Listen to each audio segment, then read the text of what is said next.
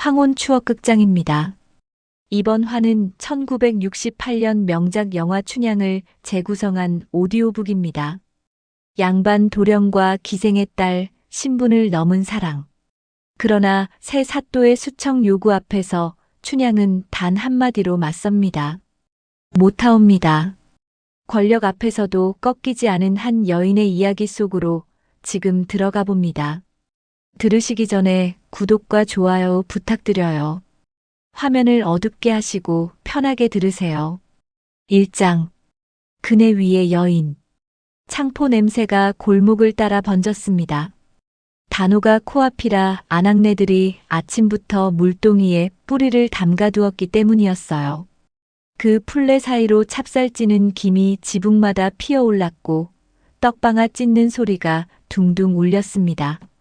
남원의 장터는 1년에 한 번뿐인 큰 명절을 앞두고 온 동네가 들썩거렸어요. 월매는 부엌에서 아궁이에 불을 지피다가 고개를 돌렸습니다. 마루 끝에 딸이 앉아 머리를 빗고 있었어요. 빗살이 머리칼 사이를 지날 때마다 가는 소리가 났습니다. 춘향아. 네, 어머니. 단오날은 사람들 눈이 더 많다. 머리부터 단정히 해라. 춘향은 대답 대신 비녀를 골랐습니다. 어머니가 주신 것 중 가장 수수한 은비녀였어요. 화려한 것은 눈에 띄었습니다. 눈에 띄면 말이 되었어요. 이 고을에서 월매의 딸로 산다는 건 그런 것이었습니다. 숨을 쉬어도 누군가 쳐다봤고 웃어도 누군가 수군거렸어요. 퇴기의 딸. 그 꼬리표는 춘향이 어디를 가든 따라다녔습니다. 거울 앞에서 비녀를 꽂자 비녀 끝이 두피에 닿으며 살짝 서늘한 감촉이 느껴졌어요. 16해를 살았습니다. 어머니를 닮아 이목구비가 또렷했지만 춘향은 그 고움이 때로는 짐처럼 느껴졌어요. 예쁘다는 말이 칭찬이 아니라 경고로 들릴 때가 있었습니다. 이 고을에서 기생의 딸이 예쁘면 소문이 되고 소문이 되면 결국 불려다녀야 했어요. 치마주름을 펴고 허리끈을 반듯하게 조인 뒤 발끝을 가지런히 맞추었어요. 옷고름을 한 번 더 매만지는 일. 그런 작은 것들이 춘향에게는 무기였습니다. 누가 뭐라 해도 흐트러지지 않겠다는 다짐이자 스스로를 지키는 방식이었어요. 광안루 쪽에서 북소리가 들려왔습니다. 아이들의 웃음소리도 뒤섞여 있었어요. 단오날 그네 마당이 시작된 모양이었습니다. 춘향이 마당을 나서자 강바람이 옷자락을 흔들었습니다. 장터 길목에는 이미 사람들이 몰려 있었어요. 엿장수가 가위를 찰칵찰칵 울렸고 떡 파는 아낙이 목청을 높였습니다. 아이들은 바람개비를 들고 뛰어다녔어요. 저마다의 기대를 안고 광안루 쪽으로 발걸음을 옮기고 있었습니다. 그네 마당은 그 어느 때보다 붐볐습니다. 젊은 처자들이 줄을 서서 차례를 기다렸고 구경꾼들이 담장처럼 둘러서 있었어요. 그네가 올라갈 때마다 환호성이 터져 나왔습니다. 치맛자락이 바람에 펄럭이면 누군가는 휘파람을 불었고 누군가는 손뼉을 쳤어요. 춘향은 구경꾼 틈에 섞여 기다렸습니다. 앞사람의 어깨 너머로 그네가 보였어요. 거친 밧줄로 엮은 줄이 높다란 나무에 매달려 있었습니다. 줄 끝에 판자가 달려 있었고 그 판자 위에서 처자들이 차례로 몸을 날렸어요. 드디어 춘향의 차례가 왔습니다. 그네줄을 잡자 손바닥에 거친 감촉이 느껴졌어요. 밧줄이 땀에 젖어 미끄러웠지만 춘향은 단단히 움켜쥐었습니다. 발을 판자에 올리고 몸을 세웠어요. 첫 박자에 무릎을 굽혔다 폈습니다. 그네가 앞으로 밀려났어요.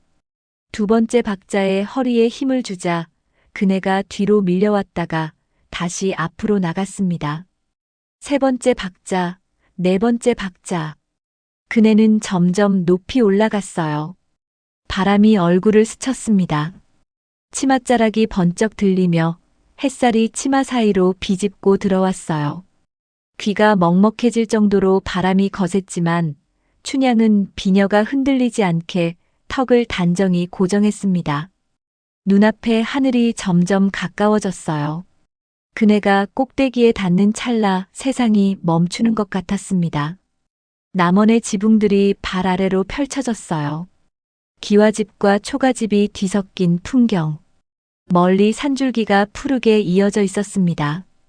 저 아래서 올려다보는 사람들의 얼굴은 작은 점처럼 보였어요. 그 순간만큼은 아무도 춘향을 월매의 딸이라고 부르지 않았습니다.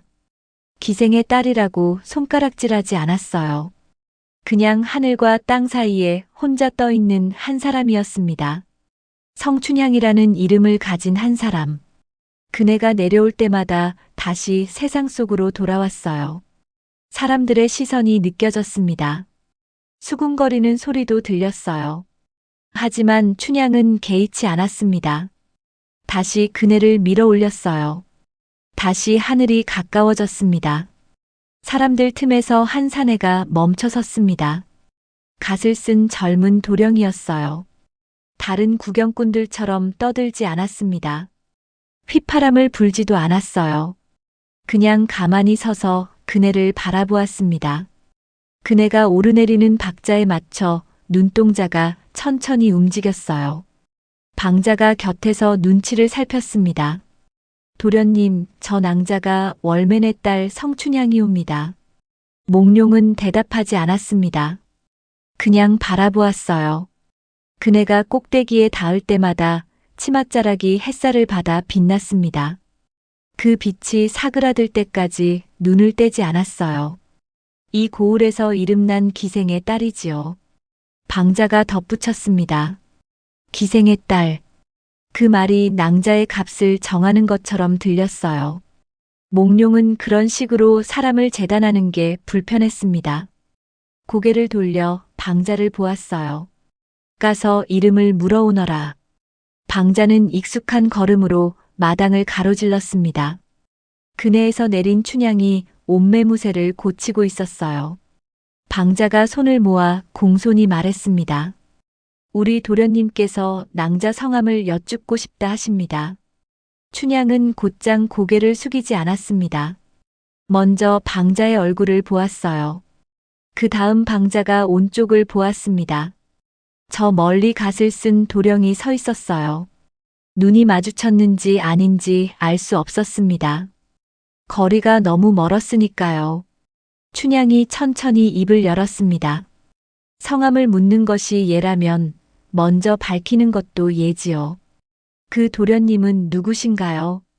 방자의 입이 멈칫했습니다. 주변에서 킥하고 웃음이 새어나왔어요. 기생의 딸이 양반 도령의 이름을 먼저 묻다니. 방자가 급히 뒤돌아 몽룡에게 달려갔습니다. 도련님, 낭자가 먼저 도련님 성함을 묻습니다. 몽룡은 웃음을 삼켰습니다. 놀림이 아니었어요. 기특함에 가까운 웃음이었습니다. 방자 뒤에 숨지 않고 스스로 앞으로 걸어 나왔어요. 사람들 사이가 갈라졌습니다. 춘향 앞에 섰습니다. 너무 가까이 다가서지 않았어요. 한 걸음 거리를 두고 멈췄습니다. 그 거리가 예의라고 생각했기 때문이에요. 내가 먼저 예를 다하지 못했구나. 나는 이몽룡이라 한다. 춘향은 그제야 고개를 가볍게 숙였습니다. 깊게 숙이지는 않았어요. 너무 깊이 숙이면 이 만남이 처음부터 기울어진다고 생각했기 때문입니다. 소녀는 성춘향이라 하옵니다. 몽룡이 그 이름을 되뇌었습니다. 입안에서 굴리듯 천천히. 춘향. 이름이 참 곱다. 춘향은 바로 웃지 않았습니다. 이름이 곱다는 말은 자주 들었어요. 그 말 뒤에 무엇이 따라오는지도 알았습니다. 그래서 곱게 받아쳤어요. 이름이 곱다고 사람이 다 고운 것은 아니지요. 몽룡이 잠깐 멈칫했습니다. 그리고 웃었어요. 가볍지 않은 웃음이었습니다. 맞다 하고 인정하는 웃음이었어요. 그렇다면 이름 말고 내가 무엇으로 낭자 앞에 서야 하겠소. 춘향은 손바닥을 한번 내려다보았습니다. 그네줄에 눌린 자국이 아직 남아 있었어요. 그 자국을 보며 조용히 입을 열었습니다. 말이 아니라 행실로요. 그 말에 주변 공기가 달라졌습니다. 방자는 이 낭자, 보통이 아니다 하는 눈빛으로 몽룡을 훔쳐봤고, 몽룡은 고개를 천천히 끄덕였어요. 무언가를 다짐하는 사람처럼. 그때 월매가 사람들을 해치고 들어왔습니다. 딸의 팔을 잡았어요. 월매는 딸을 한 번 보고, 몽룡을 한 번 보고, 웃지도 울지도 않는 얼굴로 입을 열었습니다. 도련님, 단오파는 흥이 지나치면 말이 됩니다. 말이 되면 소문이 되고요. 몽룡이 공손히 허리를 숙였습니다. 그럼 내가 그 소문이 춘향 낭자를 해치지 않게 조심하겠소. 월매는 그 말만 믿지 않았습니다. 오래 살아왔어요. 도령들의 말이 얼마나 가벼운지 알았습니다. 월매는 딸을 끌고 돌아서며 마지막으로 한마디를 던졌어요. 그 마음이 진짜라면 더 조심하셔야 할 겁니다. 귀한 집 도련님의 마음 하나로 천한 집 딸에게는 세상이 험한 칼을 뽑습니다. 집으로 돌아오는 길, 춘향은 말이 없었습니다. 골목에 저녁 그림자가 내려앉고 있었어요. 어느 집에서 밥 짓는 냄새가 났습니다. 된장 끓이는 구수한 냄새였어요. 방금 있었던 일이 머릿속에서 맴돌았습니다. 한 걸음 거리를 두고 섰던 도령. 말이 아니라 행실로요 했을 때 끄덕이던 눈빛. 그 끄덕임이 무슨 뜻인지 아직 몰랐어요. 다만 한 가지는 느꼈습니다. 그 도령 앞에서 자신이 기생의 딸이 아니라 성춘향으로 서 있었다는 것. 그리고 그 느낌이 싫지 않았다는 것. 마당에 들어서자 향단이 마중을 나왔습니다. 아가씨, 오래 계셨네요. 향단이 물동이를 들며 물었어요. 춘향은 대답 대신 손바닥을 펴보았습니다. 그네줄에 눌린 자국이 희미하게 남아 있었어요. 그 자국을 보며 춘향은 생각했습니다. 오늘 그 자리에 서서 나는 흐트러지지 않았다. 그것만은 분명했어요. 2장. 달빛 아래 약조. 며칠이 지났습니다. 몽룡은 들이대지 않았어요. 대신 춘향이 숨쉬는 속도를 먼저 배웠습니다. 장터 끝 골목에서 춘향이 빨래 보따리를 이고 지나가면 몽룡은 담장 아래에서 길을 비켜 섰어요. 손을 뻗어 잡지 않았습니다. 말도 길게 느리지 않았어요. 딱 한마디만 남겼습니다. 물길이 미끄럽소. 조심하시오. 춘향은 대답을 아꼈습니다. 그 말이 싫어서가 아니었어요. 조심하라는 말이 오히려 마음을 더 조이게 만들기 때문이었습니다. 억지로 잡는 손은 뿌리치면 끝났어요. 하지만 기다리는 사람은 자꾸 떠올랐습니다. 그 도령이 자꾸 눈에 밟혔습니다. 우물가에서 물을 기를 때도, 빨래를 널 때도, 밥을 먹을 때도 손을 뻗지 않고 한 걸음 물러서 있던 모습. 그 물러섬이 이상하게 마음에 걸렸어요. 몽룡도 마찬가지였습니다. 소문이 자랄 틈을 만들지 않으려 조심했어요. 춘향이 우물가에 나타나면 멀찍이 섰습니다. 방자를 앞세우지도 않았어요. 그냥 담장 그늘에 서서 바라보다가 춘향이 물동이를 이고 돌아서면 그제야 발걸음을 옮겼습니다. 방자와 향단이 먼저 친해졌습니다. 방자가 장터에서 향단을 만날 때마다 수작을 걸었어요. 오늘도 심부름이요? 그런데 댁은 왜 맨날 여기 서 있어요? 향단이 눈을 흘겼지만 결국 방자의 말을 들어주었습니다. 춘향의 얼굴이 달라졌다는 걸 향단이 가장 먼저 알아챘기 때문이었어요. 등잔불 아래에서 빗질을 하다가도 손이 멈추는 순간, 그 멈춤 사이에 누군가의 얼굴이 들어앉아 있다는 걸 향단은 눈치챘습니다. 보름쯤 지났을 때였습니다. 광안루 연못가에서 다시 마주쳤어요. 저녁 무렵이었습니다. 해가 기울며 연못 위로 주황빛이 드리워져 있었어요. 버드나무 그늘이 물 위로 길게 뻗어 있었습니다. 춘향이 돌계단에서 잠시 발을 쉬고 있었습니다. 물동이를 내려놓고 손목을 돌리고 있었어요. 물동이가 무거웠습니다. 손목에 붉은 자국이 나 있었어요. 몽룡이 뒤에서 조용히 다가왔습니다. 발소리를 내지 않으려는 것 같았지만 춘향은 알아챘어요. 그 사람의 기척은 이상하게 느껴졌습니다. 낭자. 춘향이 고개를 돌렸습니다. 몽룡이 한 걸음 거리를 두고 서 있었어요. 단오날과 똑같은 거리였습니다. 그날 그네줄이 거칠었소. 손이 상하진 않았소? 춘향은 손바닥을 잠깐 숨기듯 쥐었다가 펼쳤습니다. 그네줄은 원래 거칠지요. 그렇지. 원래 거칠지. 몽룡이 짧게 고개를 끄덕였어요. 그리고 덧붙였습니다.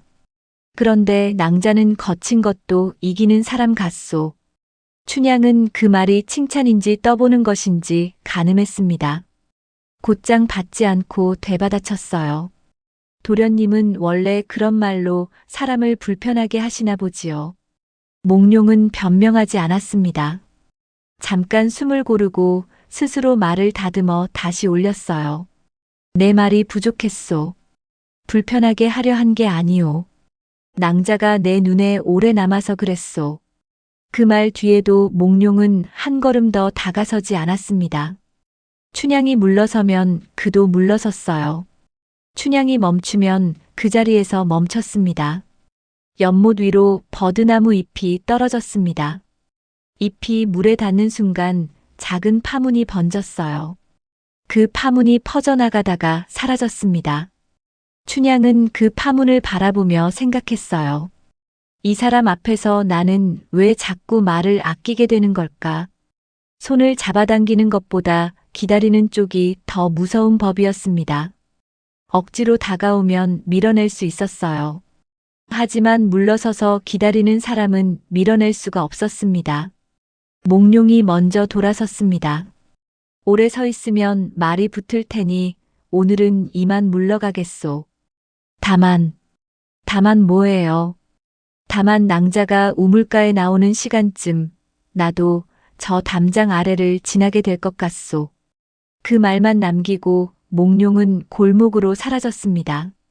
춘향은 한참 그 자리에 서 있었어요. 연못 위로 저녁놀이 지고 있었습니다. 그로부터 몽룡은 말 그대로 했습니다. 춘향이 우물가에 나오면 담장 아래를 지났어요. 눈이 마주치면 고개를 살짝 숙였습니다. 말은 하지 않았어요. 그냥 지나갔습니다. 그 조심스러움이 오히려 마음에 스며들었습니다. 향단이 눈치를 채고 물었어요. 아가씨, 요즘 왜 우물가에서 그리 오래 계세요? 춘향은 대답하지 않았습니다. 대신 빨래를 더 꼼꼼히 빨았어요. 월매는 더 빨리 알아챘습니다. 딸의 눈빛이 달라졌어요. 밥을 먹다가도 멍하니 창밖을 보았고 빗질을 하다가도 손이 멈추었습니다. 월매는 그게 무슨 뜻인지 알았어요. 오래 살았으니까요. 어느 날 저녁 몽룡이 대문 앞에 섰습니다. 해가 아직 남아있는 시간이었어요. 사람들 눈이 많은 시간. 월매는 일부러 문을 반쯤 열어두었습니다. 몽룡은 대문을 넘지 않았습니다. 한 발밖에 선 채로 인사만 올렸어요. 어머님께 인사드리고 싶어 왔습니다. 월매가 마루 끝에 나와 섰습니다. 딸은 방 안에 있었어요. 귀한 집 도련님이 이런 집딸을 마음에 두면 도련님 댁에 도움이 되겠소? 도움이 안 될지도 모르오. 그래도 제 마음이 그렇습니다. 마음이란 말은 쉽지요. 월매가 곧바로 잘랐습니다. 우리 같은 집은 말에 기대다 먼저 무너지는 집이요. 도련님이 한양으로 과거 보러 가면 그동안 내 딸은 누가 지키오? 몽룡은 잠깐 말이 막혔습니다. 그 막힘이 거짓의 막힘이 아니라 현실이 너무 무겁기 때문에 생긴 막힘이라는 걸 월매도 느꼈어요. 몽룡은 숨을 고르고 대답했습니다. 약조를 글로 남기겠습니다. 어머님께도 드리겠습니다. 제 말이 제 몸을 배반하지 못하게. 그날 밤 비가 왔습니다. 골목이 진흙으로 젖어 발이 미끄러웠어요. 춘향이 우물에서 돌아오다 물동이가 기울었습니다. 몽룡의 손이 먼저 물동이를 받쳤습니다. 어둠 속에서 갑자기 나타난 것이었어요. 물이 찰랑거리며 넘쳤습니다. 흙냄새가 확 올라왔어요. 춘향의 손목이 몽룡의 손바닥에 잠깐 닿았습니다. 다치진 않았소? 괜찮사옵니다. 춘향은 입으로는 괜찮다 했지만 심장이 뛰었습니다. 빗소리가 시끄러웠어요. 하지만 그 빗소리보다 심장 소리가 더 크게 들렸습니다. 며칠 뒤 달이 밝은 밤이었습니다. 향단이 쪽지를 가져왔어요. 종이는 작고 글도 짧았습니다. 연못가 버드나무 아래. 춘향은 그 쪽지를 찢어버리지 못했습니다. 치마 안감에 숨겼어요. 숨긴 채로 문을 걸어 잠그고 등잔불 앞에서 다시 펼쳐보았습니다. 한 줄짜리 글이 사람을 이토록 오래 붙잡는다는 걸 처음 알았어요. 연못가에 몽룡이 먼저 와 있었습니다. 달빛이 물 위에 부서져 있었어요. 버드나무 그늘 아래에 서서 춘향을 기다리고 있었습니다. 춘향이 다가가자 몽룡이 먼저 물었습니다. 낭자, 글을 읽을 줄 아시오? 아주 잘은 못 읽어도 뜻은 헤아립니다. 몽룡은 품에서 부채를 꺼냈습니다. 부채 끝에 붓으로 글을 썼어요. 달빛 아래에서 먹물이 마르는 것을 기다렸습니다. 춘향에게 부채를 건넸습니다. 춘향은 봄의 향기라 사람 마음을 먼저 움직인다. 춘향이 부채를 받아들었습니다. 손끝에 힘이 들어갔어요. 가벼운 부채인데 말은 무거웠습니다. 도련님, 글로도 사람을 흔드시는군요. 몽룡이 낮게 웃었습니다. 흔들리게 하려는 게 아니오. 붙잡고 싶어서 그렇소. 다만 내 손으로 억지로 잡고 싶진 않소. 월매가 마지막으로 몽룡을 몰아세운 것은 그로부터 며칠 뒤였습니다. 남의 눈이 덜한 밤, 등잔불이 문턱을 가늘게 비출 때였어요. 정식 혼례를 올릴 수 없다면 내 딸은 내일이라도 다른 양반에게 끌려가 놀이개가 되겠지요. 그때 도련님은 한양에 계시겠지요. 몽룡은 더 똑바로 말했습니다. 혼례는 과거 급제 후에 분명히 올리겠습니다. 하지만 그 전에 약조는 분명히 하겠습니다. 약조가 뭡니까? 몽룡은 종이와 붓을 받아 또박또박 썼습니다. 월매에게 그 종이를 건네며 말했어요. 이 종이를 어머님 손에 맡기겠습니다. 월매는 그 종이를 받아들었습니다. 먹물이 아직 마르지 않아 글자가 번들거렸어요. 월매는 한참을 그 글을 들여다보았습니다. 글을 읽는 것인지 몽룡의 진심을 가늠하는 것인지 알 수 없었어요. 내용은 간단했습니다. 이 몽룡의 분명한 약조와 의지로 춘향을 처로 맞이한다. 그리고 날짜가 전부였습니다. 마침내 월매가 고개를 끄덕였습니다. 오늘 밤 내 딸을 도련님께 맡기겠습니다. 다만 한 가지만 명심하시오. 월매는 단호한 눈으로 말했습니다. 오늘 밤 이후로 내 딸은 도련님의 사람이 됩니다. 도련님이 버리시면 내 딸은 세상 어디에도 설 자리가 없어요. 그걸 아시고도 받으시겠소? 그럴 리 없소만 내가 약속을 버린다면 그 글을 공개하셔도 좋소. 제가 먼저 버리는 일은 없을 것입니다. 그날 밤 조용한 혼례가 치러졌습니다. 방자는 대문 밖에서 인기척을 살폈고 향단은 뜨거운 물을 길어 방 안에 들여놓았어요. 월매는 딸의 머리를 직접 빗겨주었습니다. 빗살이 머리칼 사이를 지날 때마다 월매의 손끝에 힘이 실렸어요. 엄마. 춘향이 거울 속 월매를 보며 불렀습니다. 오늘 이후로 어떤 일이 생겨도 후회 안 할 자신이 있느냐? 그 말만 해다오. 후회 없어요, 어머니. 월매는 더 묻지 않았습니다. 딸의 머리에 새 비녀를 꽂아주고 몽룡이 있는 방에 들여보냈습니다. 월매는 춘향을 한 번 더 쳐다보고 조용히 방문을 닫았어요. 방 안에는 춘향과 몽룡 둘만 남았습니다. 등잔불이 낮게 타고 있었어요. 불꽃이 흔들릴 때마다 두 사람의 그림자가 벽 위에서 출렁거렸습니다. 몽룡이 먼저 물 한 그릇을 가운데에 놓았습니다. 맑은 물이었어요. 그 물에 달빛이 비쳐 은빛으로 일렁였습니다. 두 사람이 마주 앉아 절을 올렸습니다. 깊이 숙였다가 천천히 일어났어요. 정한수 한 잔을 놓고 부부의 연을 맺는 것을 천지신명에게 고했습니다. 이어서 몽룡은 작은 잔에 술을 따랐습니다. 몽룡이 먼저 마시고 춘향에게 건넸어요. 춘향이 받아 입술에 댔습니다. 술이 목을 타고 내려갈 때 온몸이 뜨거워지는 것 같았어요. 춘향을 그윽하게 바라보던 몽룡은 품에서 작은 옥고리 하나를 꺼냈습니다. 푸른빛이 도는 맑은 옥이었어요. 등잔불에 비치니 속이 들여다보일 것처럼 투명했습니다. 이제 어느 누가 묻거든 내 사람이라 하시오.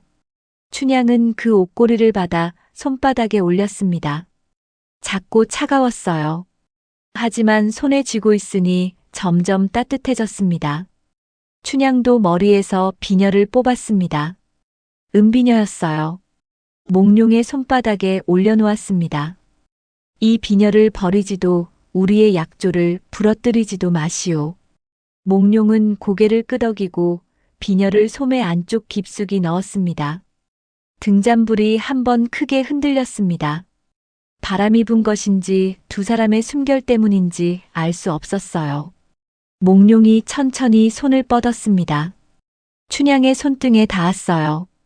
처음 닿는 손이었습니다. 우물가에서 스친 것과는 달랐어요. 이번에는 피하지 않았습니다. 떨리오? 몽룡이 낮게 물었습니다. 떨려요. 춘향이 솔직하게 대답했어요. 나도 떨리오. 몽룡의 목소리도 평소와 달랐습니다. 몽룡이 춘향의 손을 잡아 일으켰습니다. 두 사람이 마주 섰어요. 키 차이만큼 춘향이 고개를 들어야 했습니다. 몽룡의 눈이 가까이 보였어요. 그 눈 속에 등잔불이 두 개 떠 있었습니다. 몽룡이 춘향의 어깨에 손을 얹자 저고리 위로 체온이 느껴졌어요. 춘향의 심장이 빠르게 뛰었습니다. 그 소리가 몽룡에게도 들릴 것 같았어요. 이제 낭자는 나의 사람이요. 몽룡이 속삭였습니다. 그리고 나는 낭자의 사람이요. 춘향은 대답 대신 고개를 끄덕였습니다. 목소리가 나오지 않았어요. 몽룡이 천천히 춘향의 옷고름에 손을 가져갔습니다. 매듭이 풀렸어요. 춘향은 눈을 감지 않았습니다. 떨렸지만 피하지 않았어요. 이 사람이라면 내어줄 수 있다고 생각했습니다. 등잔불이 꺼졌습니다. 누가 껐는지 바람이 꺼뜨린 건지 알 수 없었어요. 어둠 속에서 옷이 스치는 소리가 났습니다. 숨소리가 가까워졌어요. 춘향은 몽룡의 가슴에 이마를 기댔습니다. 심장 소리가 들렸어요. 자기 심장인지 몽룡의 심장인지 구분이 되지 않았습니다. 두 심장이 같은 박자로 뛰고 있었어요. 몽룡의 손이 춘향의 등을 감쌌습니다. 처음 느끼는 감촉이었어요. 따뜻하고 부드러웠습니다. 그 품 안에서 춘향은 더 이상 떨지 않았어요. 이불이 두 사람을 덮었습니다. 밤이 깊어갔어요.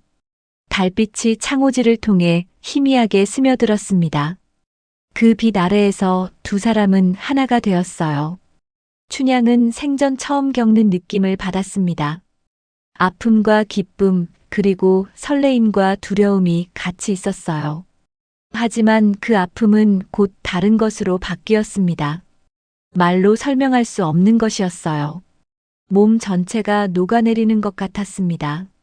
몽룡의 숨결이 귀에 닿을 때마다 온몸에 전율이 퍼졌어요. 몽룡은 서두르지 않았습니다. 춘향과 눈을 맞추고 춘향이 고개를 끄덕여야 다시 움직였어요. 그 조심스러움이 오히려 춘향의 마음을 더 열었습니다. 밤이 얼마나 지났는지 몰랐어요. 시간이 멈춘 것 같았습니다. 세상에 두 사람밖에 없는 것 같았어요. 마침내 모든 것이 끝났을 때 춘향은 몽룡의 가슴에 얼굴을 묻었습니다. 몽룡의 채취가 편안했어요. 몽룡이 춘향의 머리칼을 쓸어내렸습니다. 아팠소? 조금요. 미안하오. 미안해하지 마세요. 춘향이 고개를 들어 몽룡을 보았습니다. 어둠 속에서도 눈이 빛났어요. 이제 저는 도련님의 사람이에요. 그게 미안한 일이에요? 몽룡이 춘향을 더 꽉 안았습니다. 아니요. 내 평생 가장 귀한 일이요. 새벽이 올 때까지 두 사람은 서로를 놓지 않았습니다. 잠이 들었다 깨기를 반복했어요. 깰 때마다 서로가 옆에 있는지 확인했습니다. 손을 뻗으면 닿는 거리에 있다는 것. 그것만으로도 마음이 놓였어요. 동이 트기 전 몽룡이 먼저 일어났습니다. 옷을 입으며 춘향을 내려다보았어요. 이불 밖으로 어깨가 드러나 있었습니다. 어젯밤의 흔적이 목덜미에 남아 있었어요. 몽룡이 이불을 끌어올려 춘향의 어깨를 덮어주었습니다. 춘향아. 이름을 불렀어요. 이제 아쉬운 발걸음을 떼어야 했습니다. 네. 춘향도 잠에서 덜 깬 목소리로 대답했습니다. 춘향은 일어나 앉았습니다. 이불을 가슴까지 끌어올렸어요. 몽룡의 얼굴을 올려다보았습니다. 어젯밤 두 사람 사이에 오간 것은 말보다 무거웠습니다. 살과 살이 닿고 숨과 숨이 섞이고 하나가 되었던 그 시간. 그것은 되돌릴 수 없는 것이었어요. 춘향은 옷고리를 찾아 비단 주머니에 넣었습니다. 가슴 속옷 안쪽에 달았어요. 이제 이 옷고리는 장신구가 아니었습니다. 자신이 누구의 사람인지를 증명하는 표식이었어요. 몽룡이 대문을 나설 때 월매가 마루 끝에 서 있었습니다. 밤새 잠을 자지 않은 얼굴이었어요. 몽룡이 깊이 절을 올렸습니다. 어머님, 춘향을 제 아내로 맞았습니다. 한양에 가서도 이 마음 변치 않겠습니다. 월매는 대답하지 않았습니다. 그냥 고개만 끄덕였어요. 눈가가 젖어 있었습니다. 춘향은 방문 앞에 서서 몽룡이 떠나는 뒷모습을 지켜보았습니다. 온몸이 나른했어요. 다리에 힘이 없었습니다. 어젯밤의 일이 꿈처럼 느껴졌어요. 하지만 몸 곳곳에 남은 흔적이 꿈이 아니라는 것을 말해주었습니다. 춘향은 가슴에 단 주머니를 손으로 눌렀습니다. 옷고리에 단단한 감촉이 느껴졌어요. 이제 나는 저 사람의 처가 되었다. 마음속에 단단히 새겨지는 말이었습니다. 3장. 수레가 떠나던 새벽. 닭 울기 전이었습니다. 하늘에 별이 아직 남아 있었어요. 동쪽 끝이 겨우 희끗해지기 시작할 무렵 부사댁 대문 앞에 수레 한 대가 서 있었습니다. 하인들이 짐을 싣고 있었어요. 보따리 몇 개와 책 상자, 그리고 과거 시험에 쓸 벼루와 먹이 차곡차곡 올라갔습니다. 밧줄이 팽팽하게 당겨지는 소리, 나무 상자가 부딪히는 소리가 고요한 새벽을 깨웠어요. 말이 코를 훌쩍이며 발굽으로 땅을 긁었습니다. 횃불 몇 개가 어둠을 밀어내고 있었어요. 아전들이 도련님의 한양행을 배웅하러 나와 있었습니다. 입김이 하얗게 피어올랐어요. 여름이 끝나고 가을이 오는 길목의 새벽 공기는 살갗을 애는 듯 했습니다. 춘향은 그 자리에 없었어요. 있을 수 없었습니다. 기생의 딸이 부사댁 대문 앞에 서는 것만으로도 말이 붙었어요. 혼례도 올리지 않은 여자가 배웅을 나왔다는 소문이 퍼지면 춘향뿐 아니라 몽룡에게도 해가 될 것이었습니다. 그래서 춘향은 집에 있었어요. 방 안에서 창을 열고 먼 쪽 하늘을 바라보았습니다. 부사댁이 있는 방향이었어요. 보이지 않았습니다. 담장과 기와 지붕들이 가로막고 있었어요. 하지만 춘향은 그 방향을 바라보았습니다. 어젯밤이 떠올랐어요. 방자가 향단을 찾아온 것은 해가 진 뒤였습니다. 월매 집 뒷담을 살며시 두드렸어요. 내일 새벽에 도련님이 한양으로 떠나신다오. 오늘 밤 낭자를 뵙고 싶다 하시네. 향단이 안으로 들어가 춘향에게 전했습니다. 춘향은 바느질하던 손을 멈추었어요. 바늘이 천에 박힌 채로 멈추었습니다. 월매는 이미 잠자리에 들었어요. 향단이 망을 보았습니다. 춘향은 뒤뜰로 나갔어요. 달이 밝았습니다. 담장 위로 감나무 가지가 드리워져 있었어요. 잎이 바람에 살랑거렸습니다. 뒷문을 열자 몽룡이 서 있었어요. 평복 차림이었습니다. 방자가 단박 어둠 속에서 망을 보고 있었어요. 두 사람은 마주 보았습니다. 말이 나오지 않았어요. 몽룡이 먼저 다가왔습니다. 춘향의 얼굴을 들여다보았어요. 달빛 아래에서 춘향의 눈이 젖어 있었습니다. 벌써 울고 있었어요. 몽룡이 춘향을 끌어안았습니다. 말없이 춘향의 얼굴이 몽룡의 가슴에 묻혔어요. 옷에서 먹 냄새가 났습니다. 책 읽던 방의 냄새였어요. 그 냄새를 맡자 눈물이 더 쏟아졌습니다. 춘향의 어깨가 떨렸어요. 소리를 죽이며 울었습니다. 몽룡도 아무 말하지 않았어요. 그냥 안고 있었습니다. 등을 쓸어내렸어요. 얼마나 지났는지 몰랐어요. 춘향이 먼저 몸을 떼었습니다. 소매로 눈물을 훔쳤어요. 몽룡이 춘향의 뺨을 손으로 감싸며 남은 눈물을 닦아주었습니다. 울지 마시오. 울지 말라 하시면서 왜 떠나시나이까. 춘향의 목소리가 젖어 있었어요. 원망이 아니었습니다. 떨어지기 싫은 것이었어요. 몽룡이 한참 말이 없었습니다. 할 말이 없어서가 아니었어요. 할 말이 너무 많아서였습니다. 아버지의 임기가 끝났다는 것, 과거를 봐야 한다는 것, 급제해야 춘향을 정식으로 데려올 수 있다는 것. 그 모든 말이 지금 무슨 위로가 되겠습니까? 급제하면 바로 내려오리다. 낭자를 데리러. 언제이옵니까? 1년이옵니까? 2년이옵니까? 춘향이 몽룡의 옷깃을 잡았어요. 손가락에 힘이 들어갔습니다. 몽룡이 춘향의 손을 잡았습니다. 작은 손이었어요. 차가웠습니다. 모르오. 솔직히 말하면 모르오. 1년이 될 수도 있고 그보다 길어질 수도 있소. 춘향의 눈에서 다시 눈물이 흘렀어요. 하지만 반드시 오리다. 그것만은 약속하오. 몽룡이 춘향의 눈을 바라보았습니다. 달빛 아래에서 몽룡의 눈도 젖어 있었어요. 서방님도 우시나이까. 몽룡이 쓴웃음을 지었습니다. 사내가 운다고 법에 걸리는 것이오? 춘향이 웃으려 했어요. 하지만 웃음보다 눈물이 먼저 나왔습니다. 두 사람은 다시 끌어안았습니다. 이번에는 더 오래, 더 세게. 몽룡이 춘향의 머리칼을 쓸어내렸어요. 춘향이 몽룡의 가슴에 얼굴을 묻었습니다. 심장 소리가 들렸어요. 쿵, 쿵, 쿵. 빠르게 뛰고 있었습니다. 보고 싶을 것이오. 매일. 몽룡이 나직이 말했어요. 저도 그러하옵니다. 매일. 춘향의 목소리가 가늘었습니다. 담밖에서 방자의 기침 소리가 들렸어요. 새벽이 가까워지고 있다는 신호였습니다.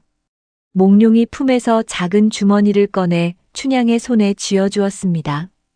이것이 무엇이옵니까? 열어보시오. 춘향이 주머니를 열자 안에 작은 옥비녀가 들어있었습니다. 맑은 빛깔이었어요. 혼례 때 드린 옷고리와 짝이오. 내가 돌아올 때까지 이것을 지니고 계시오. 춘향이 옥비녀를 손바닥에 올렸어요. 달빛의 푸른빛이 은은하게 비쳤습니다. 몽룡이 춘향의 이마에 입술을 가볍게 대었습니다. 그리고 볼에, 마지막으로 입술에 오래 머물렀어요. 두 사람이 떨어졌을 때 춘향의 손이 허공을 더듬었습니다. 몽룡의 온기가 손끝에서 사라져갔어요. 가셔야 하옵니다. 새벽이 밝으면 사람 눈에 띄옵니다. 춘향이 먼저 밀어냈어요. 목소리가 떨렸지만 단단하게 말했습니다. 몽룡이 마침내 돌아섰어요. 담을 넘었습니다. 몇 걸음 가다가 다시 돌아보았어요. 춘향이 그 자리에 서 있었습니다. 달빛 아래에서 늦지 마시오. 춘향이 말했어요. 그 한마디가 전부였습니다. 몽룡이 고개를 끄덕였습니다. 그리고 어둠 속으로 사라졌어요. 그것이 어젯밤이었습니다. 지금 춘향은 방 안에서 먼 쪽 하늘을 바라보고 있었어요. 수레가 떠났을 것입니다. 말발굽 소리가 들릴 리 없었어요. 너무 멀었습니다. 하지만 춘향은 귀를 기울였어요. 손에는 옥비녀가 쥐어져 있었습니다. 어젯밤 몽룡이 건네준 것이었어요. 밤새 쥐고 있었습니다. 차가웠던 옥이 손의 온기로 따뜻해져 있었어요. 눈물이 흘렀습니다. 참으려 했지만 참을 수 없었어요. 소리 내지 않고 울었습니다. 어깨만 떨렸어요. 향단이 문 밖에서 조심스럽게 물었습니다. 아가씨, 괜찮으세요? 춘향은 대답하지 않았어요. 대답하면 울음이 터질 것 같았습니다. 몽룡이 떠난 뒤 남원은 달라지지 않았습니다. 장터는 여전히 시끄러웠고 아낙네들은 여전히 우물가에서 빨래를 했어요. 농부들은 논으로 나갔고 아이들은 골목에서 뛰어놀았습니다. 해가 뜨고 지는 것도 똑같았어요. 하지만 춘향의 세상은 완전히 달라져 있었습니다. 소문이 먼저 번졌어요. 기생딸이 부사댁 도련님을 홀렸다더라. 밤마다 만났다더라. 도련님이 한양 가시면 끝이라더라. 그 말들이 골목을 타고 퍼졌습니다. 바람처럼 빠르게, 불처럼 뜨겁게. 춘향이 장터를 지날 때면 등 뒤에서 수군거리는 소리가 들렸어요. 전현이래, 전현이. 고개를 돌리면 사람들이 시선을 피했습니다. 하지만 춘향이 돌아서면 다시 수군거렸어요. 그 소리가 등에 칼처럼 박혔습니다. 월매가 대책을 세웠어요. 어느 저녁 밥상을 물리고 춘향을 앞에 앉혔습니다. 등잔불이 낮게 흔들렸어요. 당분간 밖에 나서지 마라. 우물가도 가지 마. 향단이 대신 다니게 해라. 월매의 목소리는 단단했어요. 소문이 사람을 어떻게 해치는지 오래 본 사람의 목소리였습니다. 동선을 줄이고 표정을 줄이고 말도 줄여라. 그래야 살아남는다. 춘향은 고개를 끄덕였어요. 어머니 말이 맞았습니다. 소문은 불처럼 번지는 것이었어요. 불에 기름을 붓지 않으려면 몸을 숨겨야 했습니다. 춘향은 방 안에 머물렀어요. 바느질을 하거나 책을 읽었습니다. 창밖으로 하늘만 보였어요. 푸른 하늘, 흐린 하늘, 비 오는 하늘. 가끔 새가 지나갔습니다. 그 새를 보며 한양은 얼마나 멀까 생각했어요. 밤이면 옥비녀와 옥고리를 꺼내 손바닥에 올렸습니다. 등잔불에 비추면 푸른빛이 은은하게 빛났어요. 그것을 보며 몽룡의 얼굴을 떠올렸습니다. 뒤뜰에서 끌어안던 온기를, 젖은 눈으로 웃던 얼굴을. 지킬 것이 분명해지면 사람은 단단해집니다. 춘향은 그것을 조금씩 깨달았어요. 계절이 바뀌었습니다. 가을이 깊어지고 겨울이 왔어요. 첫눈이 내리던 날 춘향은 창밖을 바라보았습니다. 하얀 눈이 마당을 덮었어요. 한양에도 눈이 내리고 있을까? 그 사람도 이 눈을 보고 있을까? 겨울이 지나고 봄이 왔습니다. 매화가 피고 개나리가 피었어요. 다시 여름이 왔습니다. 연꽃이 피고 매미가 울었어요. 몽룡이 떠난 지 1년이 지났습니다. 편지는 오지 않았어요. 길이 멀고 전할 방법이 마땅치 않았기 때문이었습니다. 소문은 조금씩 잦아들었어요. 새로운 이야깃거리가 생겼기 때문이었습니다. 누가 혼인을 했다. 누가 아이를 낳았다. 누가 장사에 망했다. 그런 이야기들이 춘향의 이야기를 밀어냈습니다. 어느 날 향단이 장터에서 돌아와 이상한 소문을 전했어요. 부엌에서 물을 마시다 말고 숨을 고르며 말했습니다. 아가씨, 부사 어른이 곧 바뀌신대요. 새 사또가 오신다고 해요. 춘향은 창밖을 바라보았습니다. 새 사또. 그것이 자신에게 무슨 의미인지 아직 몰랐어요. 하지만 월매는 알았습니다. 월매의 얼굴이 굳어졌어요. 손에 들고 있던 바느질을 내려놓았습니다. 새 사또라. 어떤 분이신지 알아봐야겠구나. 월매의 눈빛이 어두워졌어요. 권력이 바뀌는 것은 늘 위험한 일이었습니다. 특히 기생의 딸에게는 오래 살아온 사람만이 느낄 수 있는 불안이 그 눈에 담겨 있었어요. 사장. 새 사또가 오던 날, 새 사또가 부임하는 날, 남원 전체가 들썩거렸습니다. 아전들이 새벽부터 관아 앞길을 쓸었어요. 빗자루가 땅을 긁는 소리가 요란했습니다. 자갈을 골라내고 흙을 다졌어요. 물을 뿌려 먼지를 가라앉혔습니다. 대문에는 새 깃발이 걸렸어요. 붉은 천에 금실로 글씨가 수놓아져 있었습니다. 장터 사람들이 길가에 늘어섰어요. 새 사또의 얼굴을 보려는 것이었습니다. 아이들이 담장 위에 올라가 목을 빼고 있었어요. 아낙네들이 광주리를 옆에 두고 수군거렸습니다. 어떤 분이실까? 좋은 분이면 좋겠네.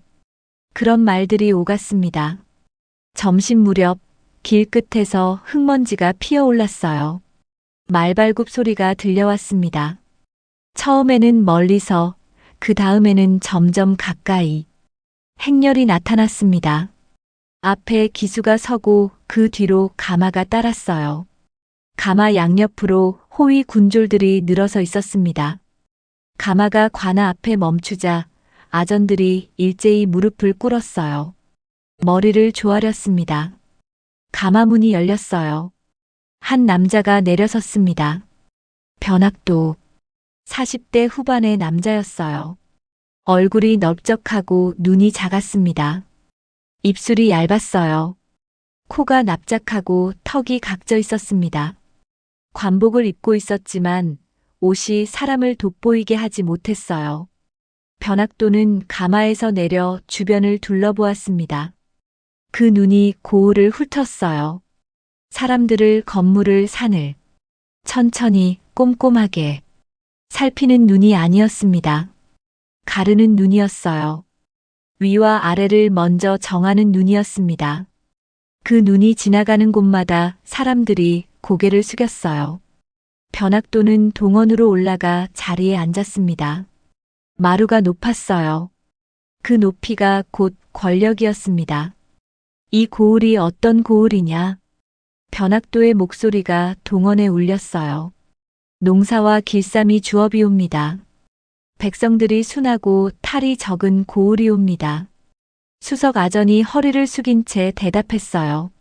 변학도의 입꼬리가 살짝 올라갔습니다. 순하다. 좋지. 그 말에 뭔가가 섞여 있었어요. 웃음인 것 같기도 하고 비웃음인 것 같기도 했습니다. 아전들은 느꼈지만 알아채지 못한 척했어요. 며칠 뒤 변학도는 관기 점고를 명령했습니다. 관아에 속한 기생들을 모두 불러 모으라는 것이었어요. 점고 날 기생들이 관아 마당에 줄을 섰습니다. 10댓 명이었어요. 저마다 곱게 차려입고 고개를 숙이고 서 있었습니다.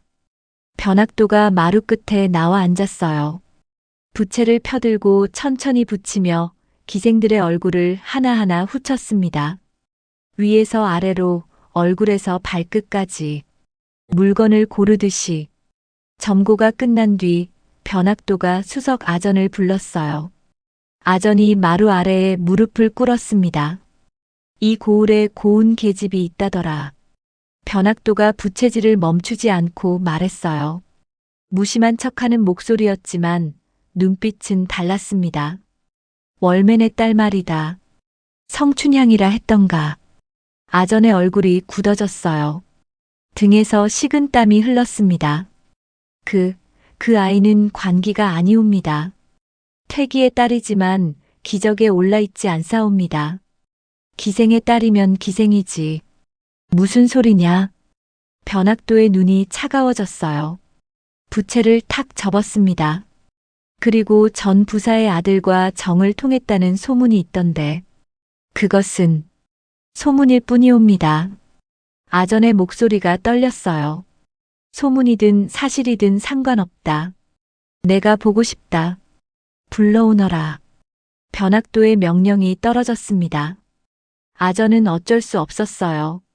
고개를 숙이고 물러났습니다. 그날 저녁 관아 사람이 월매 집 앞에 나타났습니다. 해가 기울고 있었어요. 하늘이 주황빛으로 물들어 있었습니다.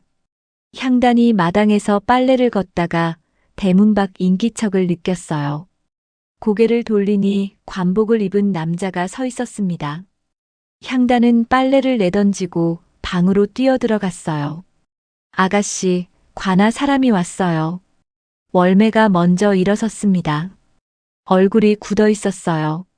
대문으로 나갔습니다. 무슨 일이오? 사또께서 따님을 관아로 부르시옵니다. 아전이 고개를 숙인 채 말했어요. 우리 딸은 관기가 아니오. 기적에도 없소. 부를 이유가 없지 않소. 월매가 따졌습니다. 하지만 아전은 자신도 전하는 것뿐이라며 사또의 명이니 거역하기 어려울 것이라고만 했어요. 월매는 더 따지지 않았습니다. 따져봤자 소용없다는 것을 알았어요. 권력 앞에서 말은 부질없었습니다. 알겠소. 내가 대신 가겠소. 월매가 말했어요. 딸 대신 자신이 먼저 나서겠다는 것이었습니다. 월매는 관아로 갔습니다. 동원 마루 아래에 무릎을 꿇었어요. 바닥에 돌이 차가웠습니다. 변학도가 마루 위에서 내려다보았어요. 부채를 펴들고 천천히 붙이고 있었습니다. 내가 월매냐? 그러하옵니다. 내 딸이 고운 계집이라 들었다. 변학도의 목소리에 탐욕이 섞여 있었어요. 월매는 그 목소리만 듣고도 이 사람이 어떤 사람인지 알았습니다. 아이가 어려서 아직 세상 물정을 모르옵니다. 월매가 둘러댔어요. 하지만 변학도는 코웃음을 쳤습니다. 그래서 가르쳐줘야지. 수청 드는 법을. 월매의 등이 차가워졌어요. 그 말의 의미를 알았습니다. 최악의 상황이 온 것이었어요. 대감마님, 우리 딸은 이미 지아비가 있는 몸이옵니다. 월매가 이 말을 바닥에 대고 말했어요. 뭐라? 전부사의 아들 이몽룡 도령과 백년가약을 맺었사옵니다. 변학도가 비웃었어요. 백년가약? 기생의 딸이? 정식 혼례도 안 올리고. 변학도가 몸을 앞으로 기울였습니다. 그놈은 한양에 갔지. 과거 보러. 언제 돌아올지도 모르고. 돌아온다 해도 기생딸을 정실로 들이겠느냐. 변학도의 말이 칼처럼 날카로웠어요. 월매는 대답하지 못했습니다. 변학도의 말이 틀리지 않았기 때문이었어요. 내일 내 딸을 직접 데려오너라. 수청 들게 하겠다. 대감마님, 그것만은 안 되옵니다. 안 돼? 변학도의 목소리가 차가워졌어요. 죽여주셔도 그것만은 안 되옵니다. 좋다. 내일 내 딸을 끌고 오너라. 스스로 오지 않으면 포조를 보내겠다. 그날 밤 월매는 춘향에게 모든 것을 말했습니다. 방 안에 등잔불이 켜져 있었어요.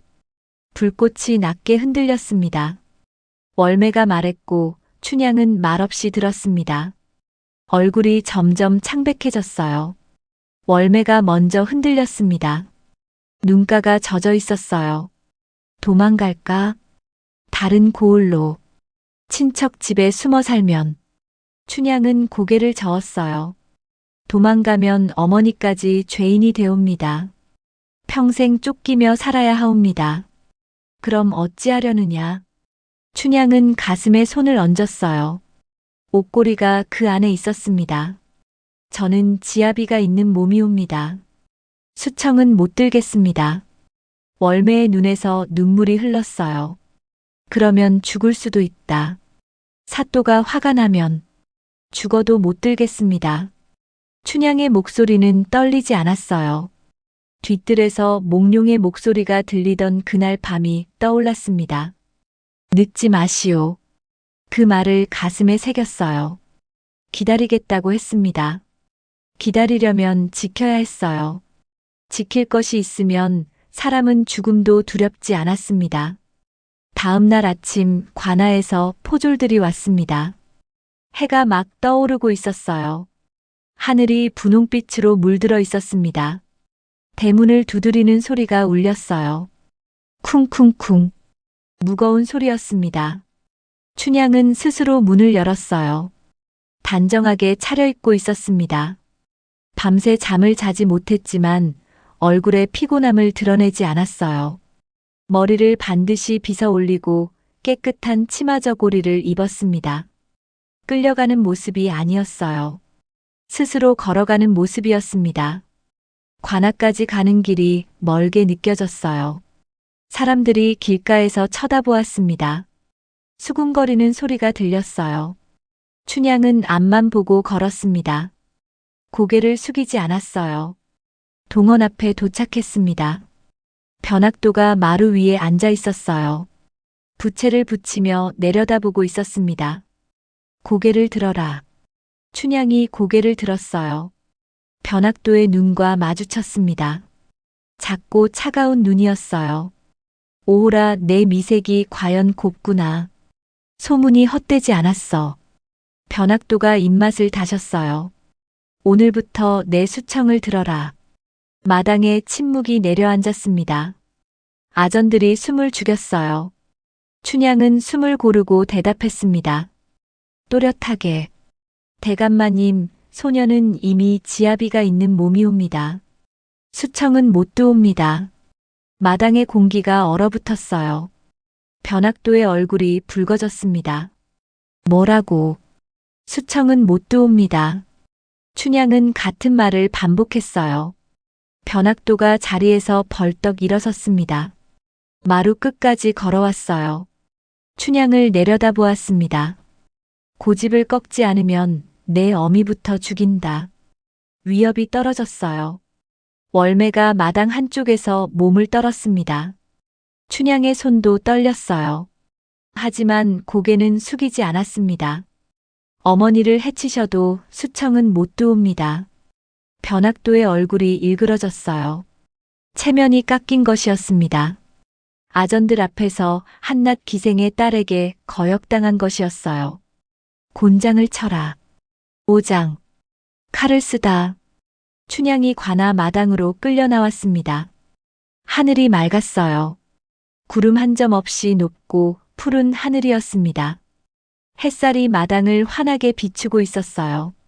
처마 끝에서 참새들이 제잘거리고 있었습니다. 이상한 일이었어요. 이렇게 맑고 평화로운 날에 이런 일이 벌어지다니. 춘향은 끌려가면서 하늘을 한번 올려다보았습니다.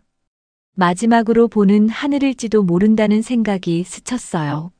하지만 눈물은 나지 않았습니다.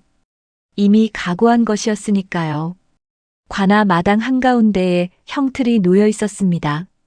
참나무로 만든 낡은 형틀이었어요.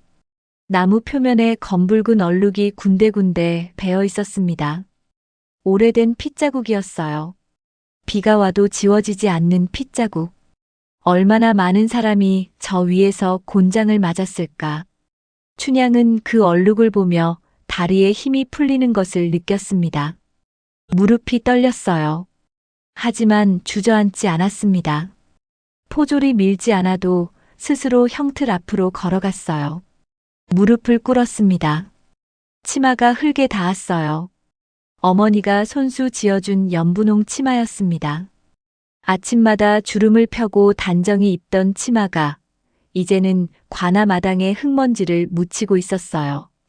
춘향은 형틀 위에 엎드렸습니다. 나무가 차가웠어요. 뺨이 거친 나무 표면에 닿자 서늘한 기운이 온몸으로 퍼지며 등줄기를 타고 한기가 올라왔습니다. 포졸이 춘향의 치마를 걷어 올렸습니다. 속옷이 드러났어요. 마당에 모인 사람들의 시선이 느껴졌습니다. 아전들이 구경하고 있었어요. 관기들도 멀찍이 서서 바라보고 있었습니다. 저 여자가 수청을 거부했다는 여자래 하는 수군거림이 들렸어요. 모두가 보는 앞에서 치마가 걷히고 속옷이 드러나는 것. 춘향은 눈을 질끈 감았습니다. 수치스러웠어요.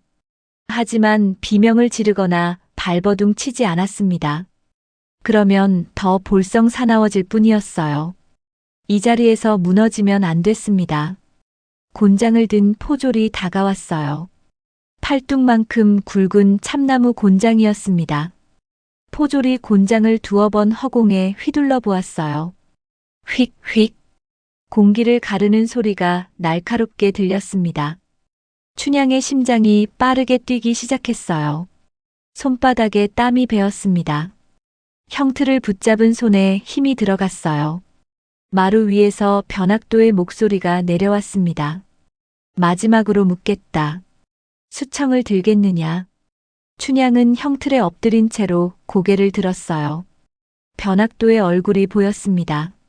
마루 위에 앉아 내려다보는 그 얼굴. 권력을 쥔 자의 여유롭고 거만한 얼굴이었어요. 춘향이 어떤 대답을 할지 이미 알고 있다는 듯한 표정이었습니다. 그리고 그 대답을 듣고 나면 어떻게 할지도 이미 정해놓은 표정이었어요.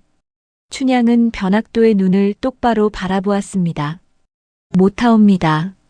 변학도의 눈이 가늘어졌어요. 입꼬리가 비틀렸습니다. 쳐라.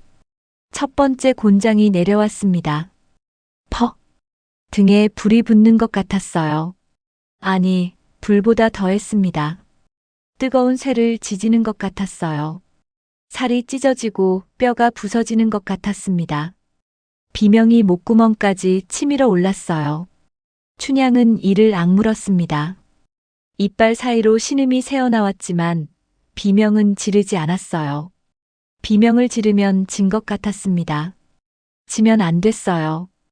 이 자리에서 무너지면 지금까지 버틴 모든 것이 무너지는 것이었습니다. 두 번째 곤장이 같은 자리에 내려왔어요. 첫 번째 곤장이 내려친 바로 그 자리. 살이 찢어지는 느낌이 더 선명하게 들었습니다. 눈앞이 하얘졌어요. 세 번째, 네 번째 곤장이 연달아 내려왔습니다. 따뜻한 것이 등을 타고 흘러내렸어요. 땀인지 피인지 알 수 없었습니다. 아마 둘 다였을 거예요. 춘향은 형틀을 움켜쥔 채 버텼습니다. 손톱이 나무에 박혔어요. 손가락이 하얘질 정도로 힘을 주었습니다. 마당 한쪽에서 울음소리가 터져 나왔어요. 춘향아, 내 딸. 월매였습니다. 어머니가 포졸들 사이를 뚫고 마당으로 뛰어들었어요. 형틀 위에 엎드린 딸을 감싸려고 팔을 뻗었습니다. 하지만 포졸이 월매의 어깨를 거칠게 밀쳤어요. 월매가 땅바닥에 나뒹굴었습니다. 제발, 그만하시오. 내 딸을 살려주시오. 월매가 흙바닥에 엎드려 절을 했어요. 이마를 땅에 찧었습니다. 하지만 변학도는 거들떠보지도 않았어요. 담장 뒤에서 향단이 지켜보고 있었습니다. 손으로 입을 막고 울음을 참고 있었어요. 어깨가 떨렸습니다. 뛰어나가고 싶었지만 발이 떨어지지 않았어요. 뛰어나가봤자 밀쳐날 뿐이라는 것을 알았습니다. 향단은 담장 뒤에서 주먹을 꽉 쥐고 눈물만 흘렸어요. 변학도가 다시 입을 열었습니다. 아직도 고집이냐? 춘향은 형틀 위에서 고개를 들었어요. 입술에서 피가 났습니다. 이를 너무 세게 깨물어서 입술이 찢어진 것이었어요. 핏물이 턱을 타고 흘러내렸습니다. 춘향은 피 묻은 입술로 또렷하게 말했어요. 지아비가 있사옵니다. 변학도의 얼굴이 일그러졌습니다. 분노가 치밀어 오르는 것이 보였어요. 더 쳐라. 5번째, 6번째, 7번째 곤장이 연달아 내려왔습니다. 춘향의 의식이 점점 흐려졌어요. 통증이 너무 커서 오히려 무감각해지는 것 같았습니다. 눈앞이 어두워졌다가 밝아졌다가를 반복했어요. 어둠 속에서 몽룡의 얼굴이 어른거렸습니다. 이별하던 밤 담장 너머로 들려오던 목소리가 귓가에 맴돌았어요. 늦지 않겠다. 그 말이 춘향의 머릿속에서 울렸습니다. 춘향은 그 말을 붙들었어요. 정신을 놓지 않으려고 그 말만 생각했습니다. 8, 9, 10번째 곤장이 내려왔을 때 춘향의 몸이 축 늘어졌어요. 기절한 것이었습니다. 변학도가 손을 들어 곤장을 멈추게 했어요. 오게 가더라. 정신이 들면 다시 묻겠다. 포졸들이 춘향의 몸을 들어 올렸습니다. 연분홍 치마가 핏빛으로 물들어 있었어요. 월매가 뒤따라가려 했지만 포졸이 막았습니다. 면회는 안 된다. 옥문이 철컹하고 닫혔어요. 쇠가 쇠에 부딪히는 차가운 소리가 마당에 울렸습니다. 월매가 옥문 앞에 주저앉아 울었어요. 향단이 달려와 월매를 부축했습니다. 두 사람은 해가 기울어도 그 자리를 떠나지 못했어요. 오가는 어둡고 습하고 차가웠습니다. 바닥에 깔린 짚은 오래되어 썩은 냄새가 났어요. 축축했습니다. 쥐가 구석에서 긁는 소리가 들렸어요. 작은 창으로 들어오는 빛은 희미했습니다. 낮인지 밤인지 구분하기 어려웠어요. 벽은 돌로 되어 있었는데 이끼가 끼어 미끄러웠습니다. 물기가 벽을 타고 흘러내리고 있었어요. 춘향은 벽에 기대어 누웠습니다. 등이 너무 아파서 반드시 눕지 못했어요. 옆으로 누워 벽에 어깨를 기댔습니다. 숨을 쉴 때마다 등에 상처가 욱신거렸어요. 찢어진 살이 옷에 들러붙어서 조금만 움직여도 통증이 밀려왔습니다. 무서웠어요. 어둡고 축축한 옥 안에 혼자 있다는 것이, 언제 다시 끌려나가 곤장을 맞을지 모른다는 것이. 하지만 춘향은 눈물을 삼켰습니다. 울면 안 됐어요. 울기 시작하면 멈출 수 없을 것 같았습니다. 얼마나 시간이 지났는지 모릅니다. 눈을 떠보니 어둠 속이었어요. 작은 창으로 달빛이 들어오고 있었습니다. 밤이 된 것이었어요. 춘향은 천천히 가슴 안쪽을 더듬었습니다. 옷고리 주머니가 거기 있었어요. 끌려오는 동안 악착같이 붙들었던 것이었습니다. 포졸들이 빼앗으려 했는지도 모릅니다. 하지만 춘향이 놓지 않았어요. 이것만은 절대로 놓을 수 없었습니다. 춘향은 주머니를 꺼내 손바닥에 올렸어요. 작은 옷고리가 달빛에 푸른빛으로 빛났습니다. 몽룡이 건네주던 밤이 떠올랐어요. 뒤뜰에서 둘이 마주 앉아있던 그 밤. 누가 묻거든 내 사람이라 하시오. 몽룡의 목소리가 귓가에 울렸습니다. 춘향은 옷고리를 꼭 쥐었어요. 손바닥에 옥의 차가운 감촉이 느껴졌습니다. 단단한 감촉이었어요. 이 옥처럼 나도 단단해져야 해. 이것이 있는 한 나는 버티겠다. 다음 날부터 월매는 매일 옥문 앞에 왔습니다. 해가 뜨자마자 와서 해가 질 때까지 앉아 있었어요. 옥졸에게 면회를 애원했지만 돌아오는 대답은 언제나 같았습니다. 면회는 안 된다. 사또의 명이다. 월매는 물러나지 않았어요. 비가 와도 바람이 불어도 그 자리에 앉아 있었습니다. 얼굴이 야위어 갔지만 그 자리를 떠나지 않았어요. 며칠이 지났습니다. 옥 안에서는 시간을 알기 어려웠어요. 해가 뜨고 지는 것을 창으로 희미하게 느낄 수 있을 뿐이었습니다. 등의 상처는 조금씩 아물어갔어요. 하지만 움직일 때마다 아팠습니다. 딱지가 앉았다가 다시 벌어지기를 반복했어요. 어느 날 새창살 밖에서 익숙한 목소리가 들렸습니다. 아가씨, 향단이었어요. 옥졸에게 뇌물을 주고 들어온 것이었습니다. 손에 작은 보따리를 들고 있었어요. 향단이 새창살 틈으로 보따리를 밀어 넣었습니다. 어머님이 직접 지으셨어요. 하루 종일 옥문 앞에 앉아 계세요. 춘향은 보따리를 열었어요. 찬밥이었지만 밥알이 하나하나 또렷했습니다. 국물에서 미역 냄새가 났어요. 어릴 때부터 좋아하던 미역국이었습니다. 어머니가 직접 끓이신 것이었어요. 춘향의 눈에 눈물이 고였습니다. 춘향은 밥을 한 숟가락 떠먹었어요. 목구멍으로 넘기기가 어려웠습니다. 몸이 받아들이지 않으려 했어요. 하지만 억지로 삼켰습니다. 먹어야 버틸 수 있었어요. 어머니는 어떠시냐? 향단이 눈물을 글썽이며 대답했습니다. 밥도 안 드시고 얼굴이 많이 야위셨어요. 춘향의 가슴이 아팠어요. 옥문 앞에 쪼그려 앉아 기다리는 어머니의 모습이 눈에 선했습니다.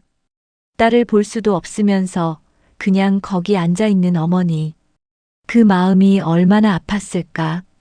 춘향은 눈물을 삼켰어요.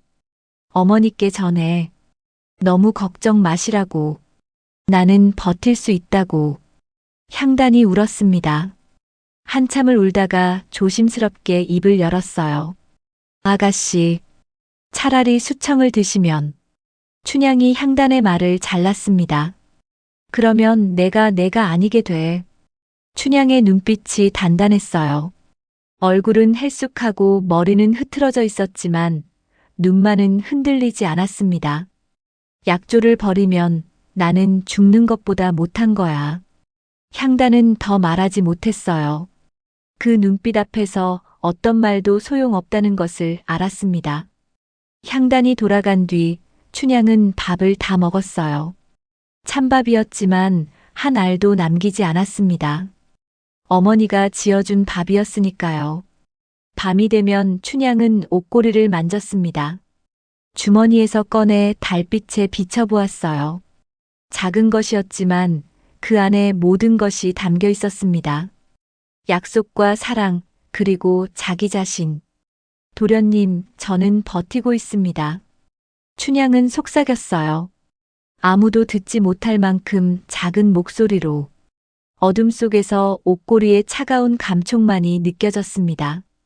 단단하고 변하지 않는 감촉이었어요. 춘향은 그것을 손에 쥔 채 눈을 감았습니다. 오가는 차갑고 어두웠어요. 하지만 춘향의 마음 속에는 작은 불씨가 꺼지지 않고 타오르고 있었습니다. 약조라는 불씨. 그 불씨가 있는 한 춘향은 버틸 수 있었어요. 6장. 소문이 칼이 되던 밤. 시간이 흘렀습니다. 옥 안에서는 계절을 알기 어려웠어요. 해가 뜨고 지는 것을 창으로 희미하게 느낄 수 있을 뿐이었습니다. 하지만 바람이 달라지는 것으로 계절의 변화를 알 수 있었어요. 여름의 뜨거운 바람이 어느새 가을의 서늘한 바람으로 바뀌었습니다. 나뭇잎이 지는 냄새가 바람에 섞여 들어왔어요. 밤이 더 길어지고 새벽이 더 추워졌습니다. 춘향의 몸은 점점 쇠약해졌어요. 얼굴이 헬쑥해지고 살이 빠졌습니다. 광대뼈가 도드라졌어요. 손목이 가늘어졌습니다. 등의 상처는 아물었지만 흉터가 남았어요. 움직일 때마다 피부가 당기는 느낌이 들었습니다. 밤마다 추위에 떨었어요.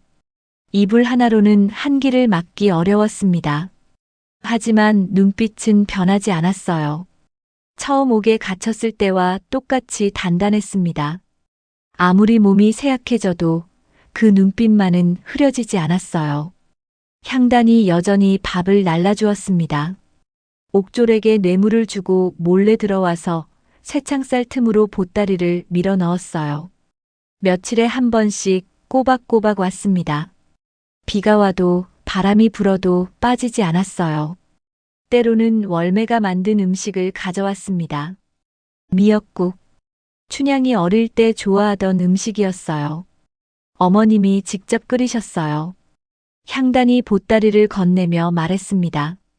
춘향은 미역국을 받아들었어요. 따뜻했습니다. 손바닥으로 온기가 전해졌어요. 한 숟가락 떠먹었습니다. 익숙한 맛이었어요. 어릴 때 아프면 어머니가 끓여주시던 그 맛이었습니다. 눈물이 났어요. 짠 것이 미역국의 간인지 눈물인지 모를 지경이었습니다. 어머니의 마음이 느껴졌어요. 옥문 앞에 매일 앉아 있다는 어머니, 밥도 안 드시고 야위어 가신다는 어머니. 춘향은 미역국을 다 먹고 빈 그릇을 향단에게 돌려주었습니다. 어머니께 전해 맛있게 먹었다고. 어느 날 향단이 울면서 밥을 가져왔습니다. 평소와 다른 얼굴이었어요. 눈이 빨갛게 부어 있었습니다. 코끝도 빨갛게 물들어 있었어요. 울다가 온 것이 분명했습니다. 향단은 보따리를 건네면서도 춘향의 눈을 보지 못했어요. 시선을 피했습니다. 입술이 떨렸어요. 춘향의 가슴이 철렁 내려앉았습니다. 무슨 일이 생긴 것이었어요. 향단아, 무슨 일이야. 향단이 한참을 머뭇거렸습니다. 입술을 깨물었어요.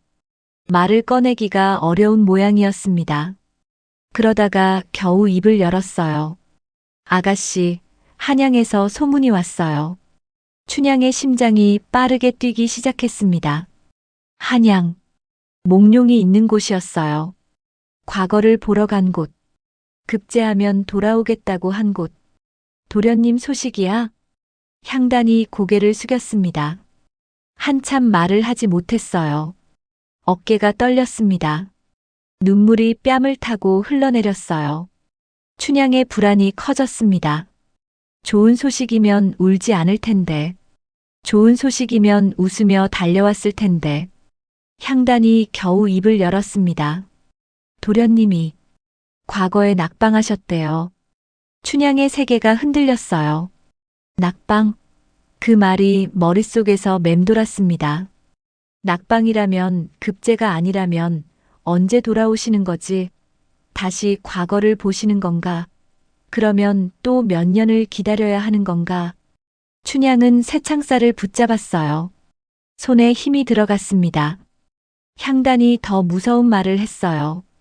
그리고 다시는 남원에 내려오지 않는다는 소문도 있어요. 춘향의 입술이 떨렸습니다. 한양에서 다른 혼처를 찾고 있다고. 춘향은 아무 말도 하지 못했어요. 머릿속이 하얘졌습니다. 귀에서 윙윙거리는 소리가 들렸어요. 다른 혼처. 그 말이 칼처럼 가슴에 박혔습니다. 춘향은 품 안에서 옷고리 주머니를 꺼내 쥐었어요. 하지만 손가락에 힘이 들어가지 않았습니다. 거짓말이야. 춘향은 속삭였어요. 거짓말이겠지. 하지만 확신할 수 없었습니다. 목소리가 떨렸어요. 옷고리를 쥔 손도 떨렸습니다. 향단이 울면서 돌아갔어요. 오간에 혼자 남은 춘향은 벽에 기대어 앉았습니다. 옷고리를 손바닥에 올려놓고 바라보았어요. 달빛이 없는 밤이었습니다. 옷고리의 푸른빛이 보이지 않았어요. 그냥 차갑고 작은 돌덩이 같았습니다. 정말 안 오시는 걸까? 춘향은 생각했어요. 정말 다른 분과 혼인하시는 걸까? 며칠 동안 춘향은 잠을 자지 못했습니다. 밥도 먹지 못했어요. 소문이 머릿속에서 맴돌았습니다. 낙방. 다시는 안 온다. 다른 혼처. 그 말들이 칼처럼 가슴을 찔렀어요. 밤마다 같은 생각이 반복되었습니다. 만약 그게 진짜라면 혼자 버티는 것이 무슨 의미가 있지? 의심은 독처럼 퍼졌어요. 춘향은 옷고리를 들여다보았습니다. 이것이 정말 약조의 증표일까? 아니면 그냥 예쁜 장신구에 불과한 걸까? 도련님은 이것을 주고 잊어버린 것은 아닐까? 한양에서 좋은 집안 교수를 만나 새 삶을 시작하고 남원에서의 일은 젊은 날의 방탕으로 치부하고 있는 것은 아닐까? 그런 생각이 들 때마다 가슴이 무너지는 것 같았어요. 지금까지 버틴 것이 헛된 것이었다면, 지금까지 맞은 곤장이 이 추운 옥에서 보낸 밤들이 아무 의미도 없는 것이었다면, 하지만 춘향은 생각했습니다. 오래오래 생각했어요. 며칠 밤을 뜬 눈으로 새우며 생각했습니다. 옷고리를 손바닥에 올려놓고 바라보았어요. 소문이 진짜라도 약조는 내가 지키는 거야. 춘향은 스스로에게 말했습니다. 도련님이 돌아오시든 안 오시든 내가 약조를 버리면 나는 내가 아니게 돼. 그 생각이 머릿속에서 맴돌았어요. 약조를 지키는 건 도련님을 위해서가 아니라 나를 위해서야. 춘향은 옷고리를 더 꽉 쥐었습니다. 손바닥에 옥의 모서리가 파고들었어요. 아팠지만 놓지 않았습니다. 내가 약조를 버리면 나는 그냥 사또한테 겁먹어서 굴복한 여자가 돼. 내가 약조를 지키면 나는 끝까지 내 말을 지킨 여자가 돼. 도련님이 오시든 안 오시든 그건 도련님의 일이고 내가 약조를 지키는 건 내 일이야. 그 생각이 들자 마음이 조금 가라앉았어요. 소문이 진짜든 거짓이든 춘향이 할 수 있는 것은 하나뿐이었습니다. 버티는 것. 끝까지 버티는 것. 나는 버틸 거야. 며칠 뒤 옥문이 열렸습니다. 평소와 다른 시간이었어요. 향단이 올 시간이 아니었습니다. 횃불빛이 어두운 옥 안으로 들어왔어요. 눈이 부셨습니다. 춘향은 손으로 눈을 가리며 문 쪽을 바라보았어요. 변학도였습니다. 사또가 직접 옥을 찾아온 것이었어요.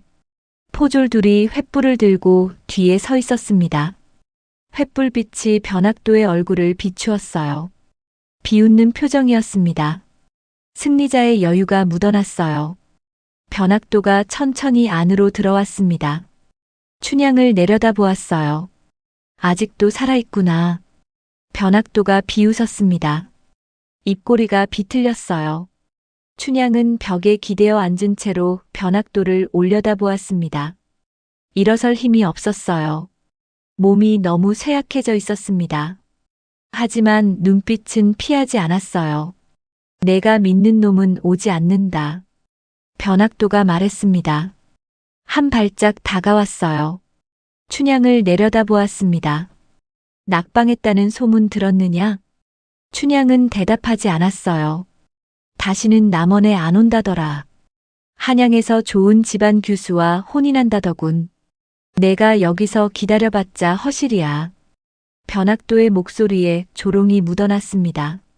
내가 여기서 썩어 죽어도 아무도 모른다. 변학도가 또 한 발짝 다가왔어요. 횃불빛이 춘향의 얼굴을 비추었습니다. 지금이라도 마음을 바꾸면 살려주지. 어차피 그놈은 안 온다. 너 혼자 버텨봤자 뭐가 달라지겠느냐. 춘향은 천천히 고개를 들었습니다. 변학도의 눈을 똑바로 바라보았어요. 횃불빛에 춘향의 얼굴이 비쳤습니다. 헬쑥하고 야윈 얼굴이었어요. 광대뼈가 도드라지고 눈이 깊이 들어가 있었습니다. 하지만 그 눈빛만은 흔들리지 않았어요. 못하옵니다. 변학도의 얼굴이 굳었습니다. 뭐? 수청은 못 두옵니다. 춘향이 또렷하게 말했어요. 죽어도 못 두옵니다.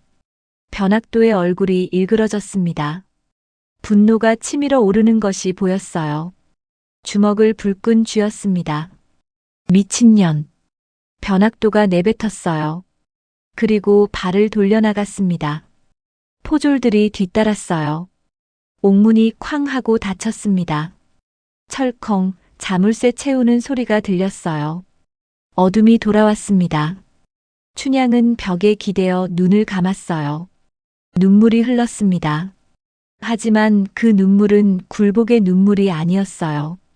버티는 것이 너무 힘들어서 흘리는 눈물이었습니다. 무섭고 외롭고 지쳐서 흘리는 눈물이었어요. 도련님, 저는 버티고 있습니다. 춘향은 속삭였어요. 설령 돌아오시지 않더라도 저는 끝까지 버틸 거예요. 이것은 도련님을 위한 게 아니라 저를 위한 거예요. 제가 제 이름을 지키는 거예요. 옷고리를 손에 쥐었습니다. 차갑고 단단한 감촉이 느껴졌어요. 춘향은 그것을 가슴에 품고 눈을 감았습니다. 밖에서 바람이 불었습니다. 찬바람이었어요. 창으로 들어오는 바람이 살을 에었습니다. 겨울이 오고 있었어요. 월매는 집에서 기도를 했습니다. 불상 앞에 무릎을 꿇고 손을 모았어요. 향을 피우고 절을 했습니다. 이마가 바닥에 닿았어요. 제발 제 딸을 지켜주세요. 월매가 속삭였습니다. 제발. 눈물이 멈추지 않았어요. 월매는 불상 앞에서 밤새 기도했습니다. 촛불이 다 타서 꺼져도, 향이 다 타서 재가 되어도 월매는 무릎을 꿇고 앉아 있었어요. 손을 모으고 기도했습니다. 변학도의 생일잔치가 다가오고 있었습니다.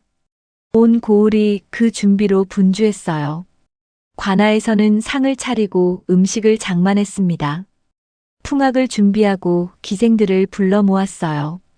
화려한 잔치가 될 것이라는 소문이 돌았습니다. 그리고 그 잔치에 춘향이 끌려 나올 것이라는 소문들도. 향단이 그 소문을 춘향에게 전했어요. 사또 생일잔치에 아가씨를 끌어내겠대요. 그 자리에서 다시 수청을 묻겠다고. 춘향은 고개를 끄덕였습니다. 알겠어. 그게 다였어요. 더 이상 말하지 않았습니다. 향단이 울었어요. 아가씨 어떻게 해요? 라며 울부짖었습니다. 하지만 춘향은 담담했어요. 이미 각오한 것이었습니다. 죽어도 못합니다. 그 말은 거짓이 아니었어요. 정말로 죽을 각오가 되어 있었습니다. 도련님이 오시든 안 오시든 나는 끝까지 버틸 거야. 춘향은 속으로 생각했어요.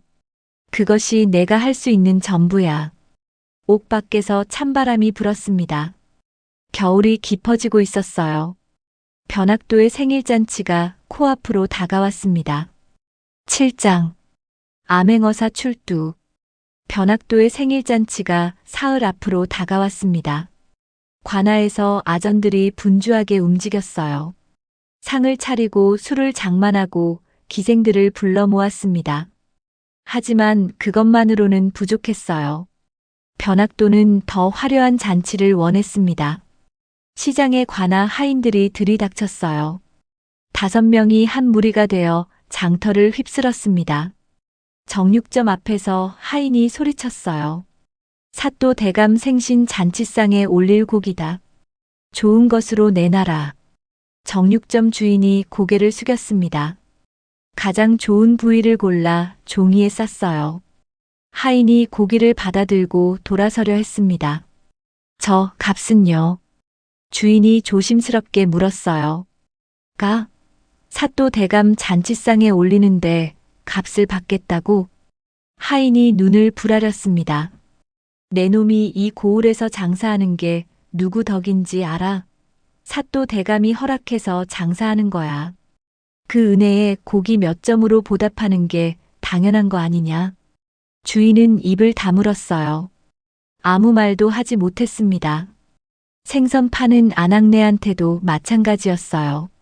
하인이 가장 싱싱한 도미를 집어들었습니다.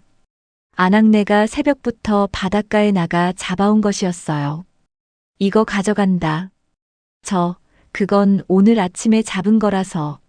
아낙네가 말하려 했지만 하인이 눈을 흘겼습니다. 그러니까 가져가는 거 아니냐? 썩은 생선 가져갈 줄 알았어? 아낙네는 아무 말 못하고 고개를 숙였어요. 떡집도 두부집도 과일 파는 아낙네도 마찬가지였습니다. 하인들이 가장 좋은 것만 골라 가져갔어요. 값을 치르는 사람은 없었습니다. 항의하는 사람도 없었어요. 항의하면 어떻게 되는지 모두 알았으니까요. 작년에 술값을 달라고 했다가 곤장 맞고 쫓겨난 주막주인 이야기가 아직도 돌았습니다. 시장 사람들은 고개를 숙인 채 하인들이 지나가기를 기다렸어요. 누구 하나 눈을 마주치지 않았습니다. 잔치 당일이 왔습니다. 관아 마당에 상이 차려졌어요. 화려한 상이었습니다. 붉은 천으로 덮인 상 위에 온갖 음식이 올라갔어요. 고기와 생선, 떡과 과일, 술이 가득했습니다. 시장에서 빼앗아 온 것들이었어요. 값을 치르지 않은 것들이었습니다. 풍악이 울리며 북소리가 크게 울리고 장구가 따라붙었습니다. 피리 소리가 하늘로 올라가는 가운데 기생들이 춤을 추고 관기들이 술을 따랐어요. 양반들이 모여 앉아 잔을 기울였습니다. 변학도의 비위를 맞추려는 사람들이었어요. 아첨하는 말이 오갔습니다. 대감마님, 오래오래 사시옵소서. 대감마님 덕에 고을이 평안합니다. 변학도는 높은 자리에 앉아 만족스러운 얼굴로 잔치를 내려다보았어요. 온 고을이 자기를 위해 모인 것 같은 기분이었습니다. 술잔을 기울이며 입꼬리를 올렸어요. 잔치가 무르익어갈 무렵 대문 밖에서 소란이 일었습니다. 포졸이 달려와 보고했어요. 대감마님, 밖에 거지 같은 과객 하나가 밥을 구걸하고 있사옵니다. 변학도가 코웃음을 쳤어요. 거지? 내 생일날에 거지가 왔다고? 변학도는 기분이 좋았습니다. 자기 앞에 굽신거리는 사람들을 보는 것이 즐거웠어요. 거지 하나 더 추가해서 놀려주는 것도 재미있을 것 같았습니다. 들여보내라. 대문이 열리고 남루한 서생이 들어왔습니다. 더러운 옷에 헝클어진 머리, 먼지 묻은 얼굴. 누가 봐도 거지였어요. 걸음걸이도 비틀거렸습니다. 오랫동안 굶은 사람처럼 보였어요. 하지만 눈빛만은 달랐습니다. 흐리지 않고 또렷했어요. 변학도가 비웃으며 물었어요. 꼴을 보아하니 과객이 아니라 노잣돈 떨어진 거지로구나. 사람들 사이에서 웃음이 새어나왔습니다. 양반들이 킬킬거렸어요. 기생들도 입을 가리고 웃었습니다. 남류한 서생은 웃음에 맞서 소리를 높이지 않았어요. 오히려 목소리를 낮췄습니다. 낮추는 쪽이 더 단단해 보일 때가 있었어요. 거지든 과객이든 오늘 같은 날 밥 한 술 구걸하는 걸 부끄러워하지 않겠습니다. 다만 대감마님 댁 잔치가 이 고을에 소문났으니 과객 하나 못 앉히면 체면이 더 깎이지 않겠습니까? 변학도의 입가가 비틀렸어요. 체면? 좋다. 체면 살려주마. 그리고 하인에게 손짓했습니다. 저놈 상 하나 내어라. 저기 맨 끝 문턱에나 앉혀라. 술은 찌꺼기 남은 걸로 주고 밥도 남은 걸로 줘라. 잔치판이 다시 웃음으로 출렁였어요. 서생은 모욕을 모욕으로 받지 않았습니다. 그는 상이 놓인 곳으로 걸어가 조용히 앉았어요. 문턱 바로 앞이었습니다. 가장 낮은 자리였어요. 하인이 이가 빠진 사발에 탁주 찌꺼기를 따라주었습니다. 밥도 남은 것이었어요. 식은 밥에 국물도 없었습니다. 서생은 그것을 받아 묵묵히 먹었어요. 잠시 후 서생이 북과 먹을 청했습니다. 선비가 가진 건 말뿐입니다. 시 한 수로 축하를 대신하겠습니다. 변학도가 턱을 들었어요. 흥미롭다는 표정이었습니다. 좋다. 시 한 수 해보든가. 거지가 글을 안다니 볼만하겠구나. 또 웃음이 일었어요. 서생이 붓을 들어 종이에 글을 썼습니다. 천천히 한 획 한 획 정성을 담아 썼어요. 다 쓰고 나서 종이를 접어들고 곁에 아전에게 건넸습니다. 대감마님께 올리시오. 아전이 종이를 받쳐들고 마루로 오르려는 순간 변학도 곁에 양반 하나가 손을 뻗었어요. 거렁뱅이가 쓴 글을 아전이 읽어 내가 먼저 보겠다. 양반이 종이를 받아들고 읽기 시작했습니다. 금준미주 천인열. 그 다음이 이어지지 않았어요. 양반의 얼굴빛이 갑자기 변했습니다. 웃음이 사라지고 입술이 떨렸어요. 아이고, 갑자기 배가. 그는 잔치판 밖으로 허둥지둥 빠져나갔습니다. 다른 양반이 종이를 받아들었어요. 별것도 아닌 걸로 호들갑이군. 내가 읽겠다. 그런데 그 양반도 두 줄째를 읽다가 얼굴이 창백해졌습니다. 나도 급한 일이 생겼네. 그도 서둘러 자리를 떴어요. 변학도의 얼굴에 짜증이 떠올랐습니다. 뭐가 써있길래 다들 호들갑이냐. 이리 내라. 결국 아전이 종이를 받아 크게 읽었어요. 금준미주 천인열. 금잔의 술은 천사람의 피요. 옥방가효 만성고. 옥쟁반의 노래는 만백성의 원망이라. 총누락시 밀누락. 촌농이 떨어질 때 백성의 눈물도 떨어지고 가성 고쳐 원성고. 노랫소리 높은 곳에 원성도 높다. 잔치판이 얼음장처럼 조용해졌습니다. 아무도 말하지 않았어요. 기생들의 춤이 멈추고 풍악이 끊겼습니다. 양반들이 서로 눈치를 보았어요. 변학도의 얼굴이 붉어졌다가 창백해졌어요. 저놈을 쳐 죽여라. 하인들이 달려들려는 순간 변학도는 손을 들어 막았습니다. 안 돼. 내 잔칫날의 피를 보면 재수가 없다. 당장 내쫓아라. 서생은 자리에서 천천히 일어나 허리를 숙였어요. 대감마님 뜻대로 하겠습니다. 그리고 잔치판을 빠져나갔습니다. 서생이 사라졌는데도 변학도는 얼굴이 풀리지 않았어요. 잔치 분위기가 가라앉았습니다. 양반들이 눈치를 보며 술잔만 만지작거렸어요. 변학도가 허세를 세우듯 더 크게 소리쳤습니다. 저 거렁뱅이 하나 때문에 흥이 깨졌구나. 술 더 내와라. 풍악을 더 크게 울려라. 풍악이 다시 시작되었어요. 하지만 아까만큼 흥겹지 않았습니다. 그때 변학도가 옥을 바라보았어요. 눈빛이 달라졌습니다. 춘향을 끌어오너라. 하인이 달려갔어요. 오늘은 내 생일이다. 전연이 마지막으로 수청들 기회를 주겠다.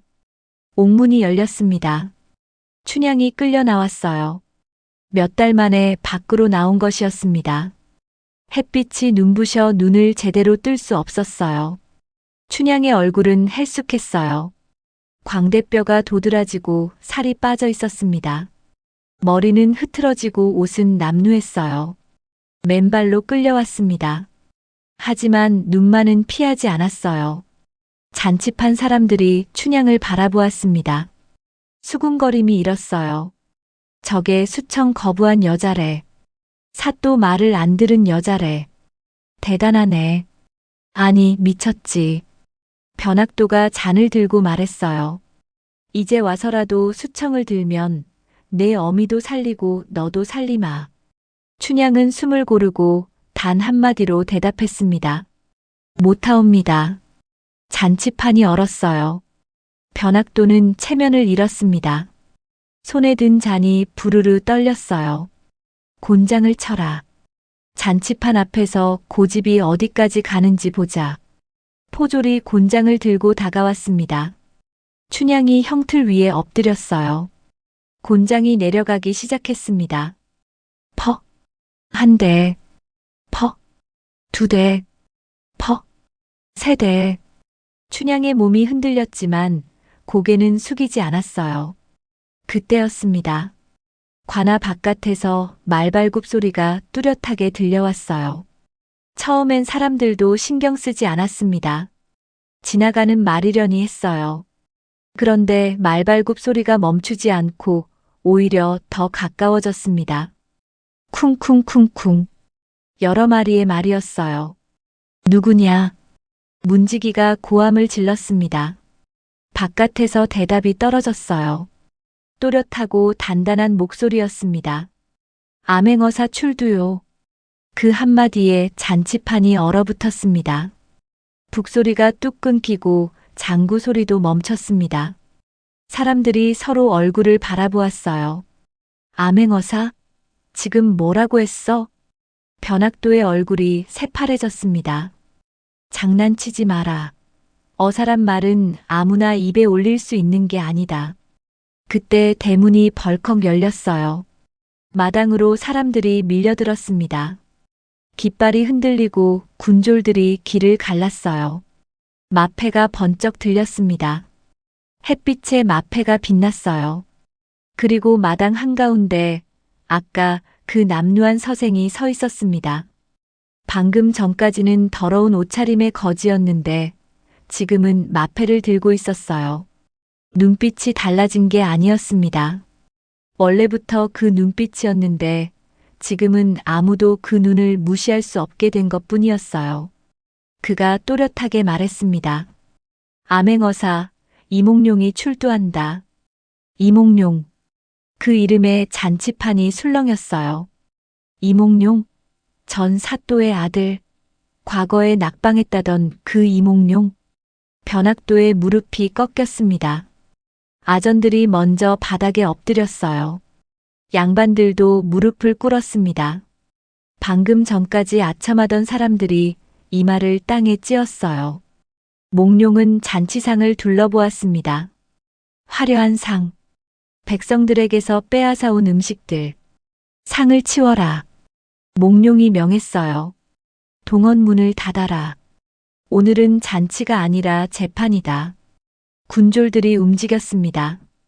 상이 치워지고 풍악이 멈췄어요. 그리고 몽룡은 춘향 앞에 섰습니다. 형틀 위에 엎드린 춘향. 곤장에 맞아 등이 찢어진 춘향. 몇 달 동안 옥에 갇혀있던 춘향. 몽룡은 부채로 얼굴을 가렸어요. 목소리를 낮췄습니다. 저 여인은 무슨 죄로 곤장을 맞고 있느냐? 아전이 대답했어요. 수청을 거부한 죄옵니다. 몽룡은 잠시 말이 없었어요. 부채 뒤로 눈빛이 흔들렸습니다. 수청을 거부한 것이 죄가 되느냐? 그것이. 아전이 말을 얼버무렸어요. 그러자 몽룡이 근엄한 목소리로 춘향에게 물었습니다. 내가 전임 사또의 수청을 들지 않은 이유가 무엇이냐? 그러자 춘향은 지친 목소리로 말했습니다. 소인에게는 엄연히 지아비가 있습니다. 지아비가 있는 여인이 어찌 다른 남자의 품에 안긴단 말이오. 그렇구나. 그래도 너의 신부는 수청을 들어 마땅하거늘 어지 법도를 어기려 드느냐? 다시 몽룡이 춘향에게 물었습니다. 몽룡의 속마음은 당장 춘향을 안고 싶었지만 춘향의 결계를 마지막까지 완성해주고 싶었습니다. 춘향은 한숨을 내쉬며 말했습니다. 그것이 법도라면 인연을 다시 옥에 가두면 될 것 아니오. 나는 지아비를 기다리고 있소. 몽룡은 가슴이 아팠습니다. 그래도 다시 독하게 물었습니다. 그럼 내게도 수청을 들지 않겠다는 것이냐? 목숨을 잃어도 말이다. 그러자 춘향이 기가 막힌 얼굴로 몽룡을 올려다보았습니다.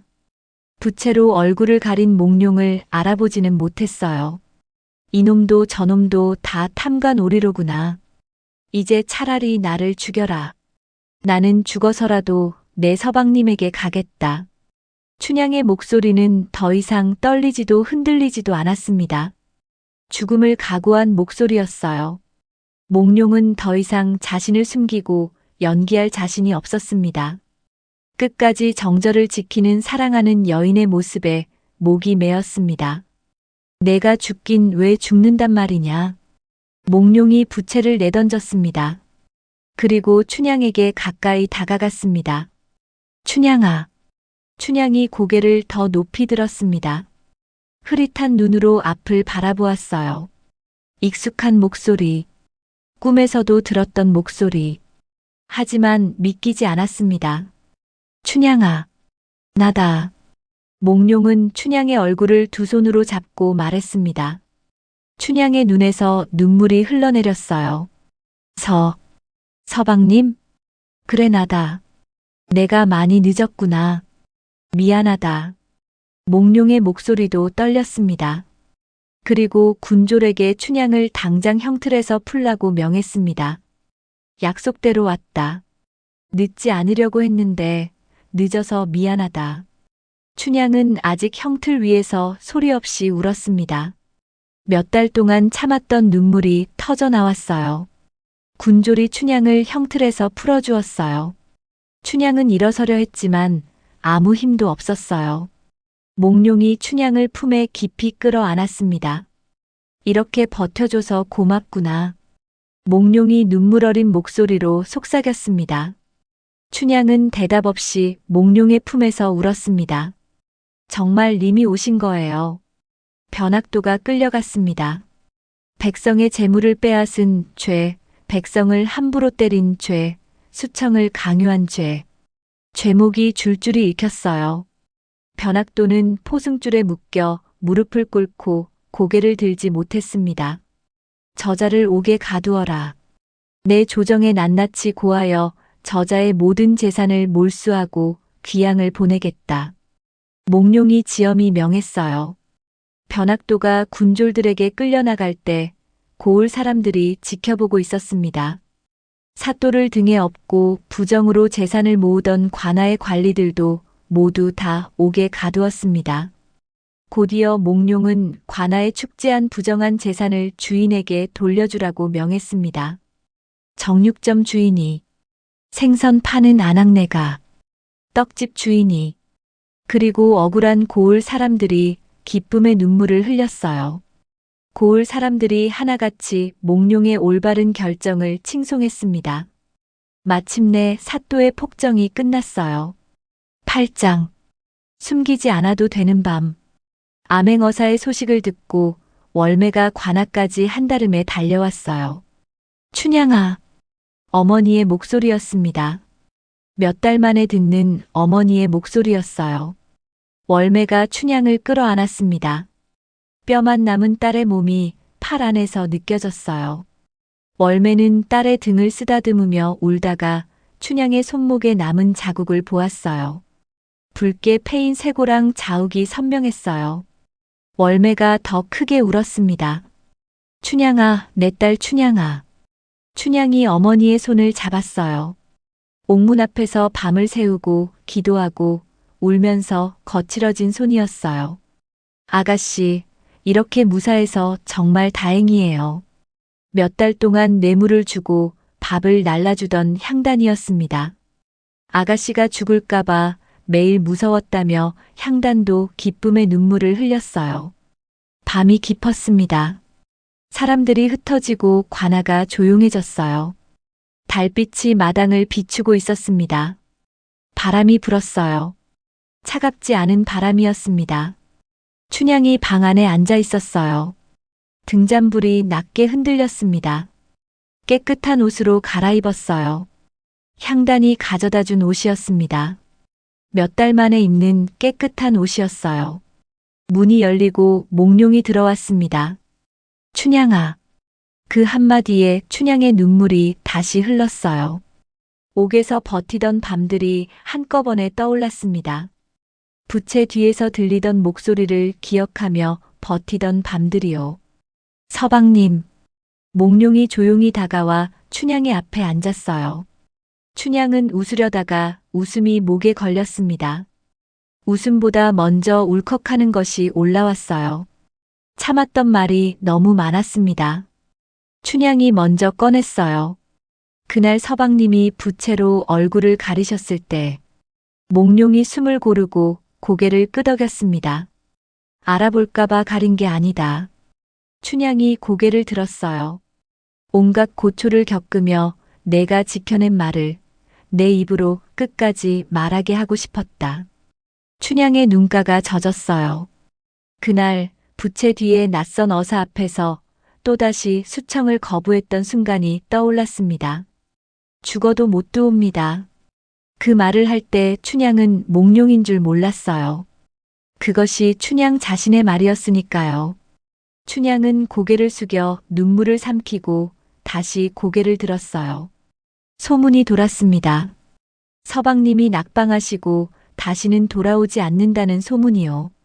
몽룡의 눈빛이 잠깐 흔들렸어요. 그 소문이 너를 얼마나 괴롭혔을지 안다. 춘향이 고개를 저었습니다. 그 말들은 무섭고 괴로웠습니다. 하지만 약조를 버리면 저는 제가 아닌 것 같았습니다. 몽룡이 춘향의 손을 두 손으로 감싸 쥐었어요. 춘향의 손목에 남은 자국이 손에 닿았습니다.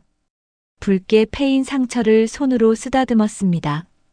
이 상처 자국은 내가 이긴 증거로구나. 춘향은 그제야 끝났다는 걸 실감했어요. 몽룡이 조용히 말했습니다. 미안하다. 조금만 더 늦었으면. 춘향이 고개를 들어 몽룡을 바라보며 말했습니다. 다시는 저를 놓지 마셔요. 몽룡이 춘향의 손을 더 꼭 잡았어요. 다시는 너 혼자 두지 않겠다. 두 사람은 한양으로 올라가 정식 혼례를 올렸습니다. 문서에 성춘향이라는 이름이 또렷이 올라갔어요. 그 이름은 더 이상 소문의 이름이 아니라 정절을 지킨 여인의 이름이 되었습니다. 기생의 딸이 아니라 한 사람의 아내로 떳떳한 한 여성의 이름으로 기록되었어요. 이제는 누가 기생의 딸이라 부르려 해도 춘향은 자기 이름을 먼저 말할 수 있었습니다. 나는 성춘향이다.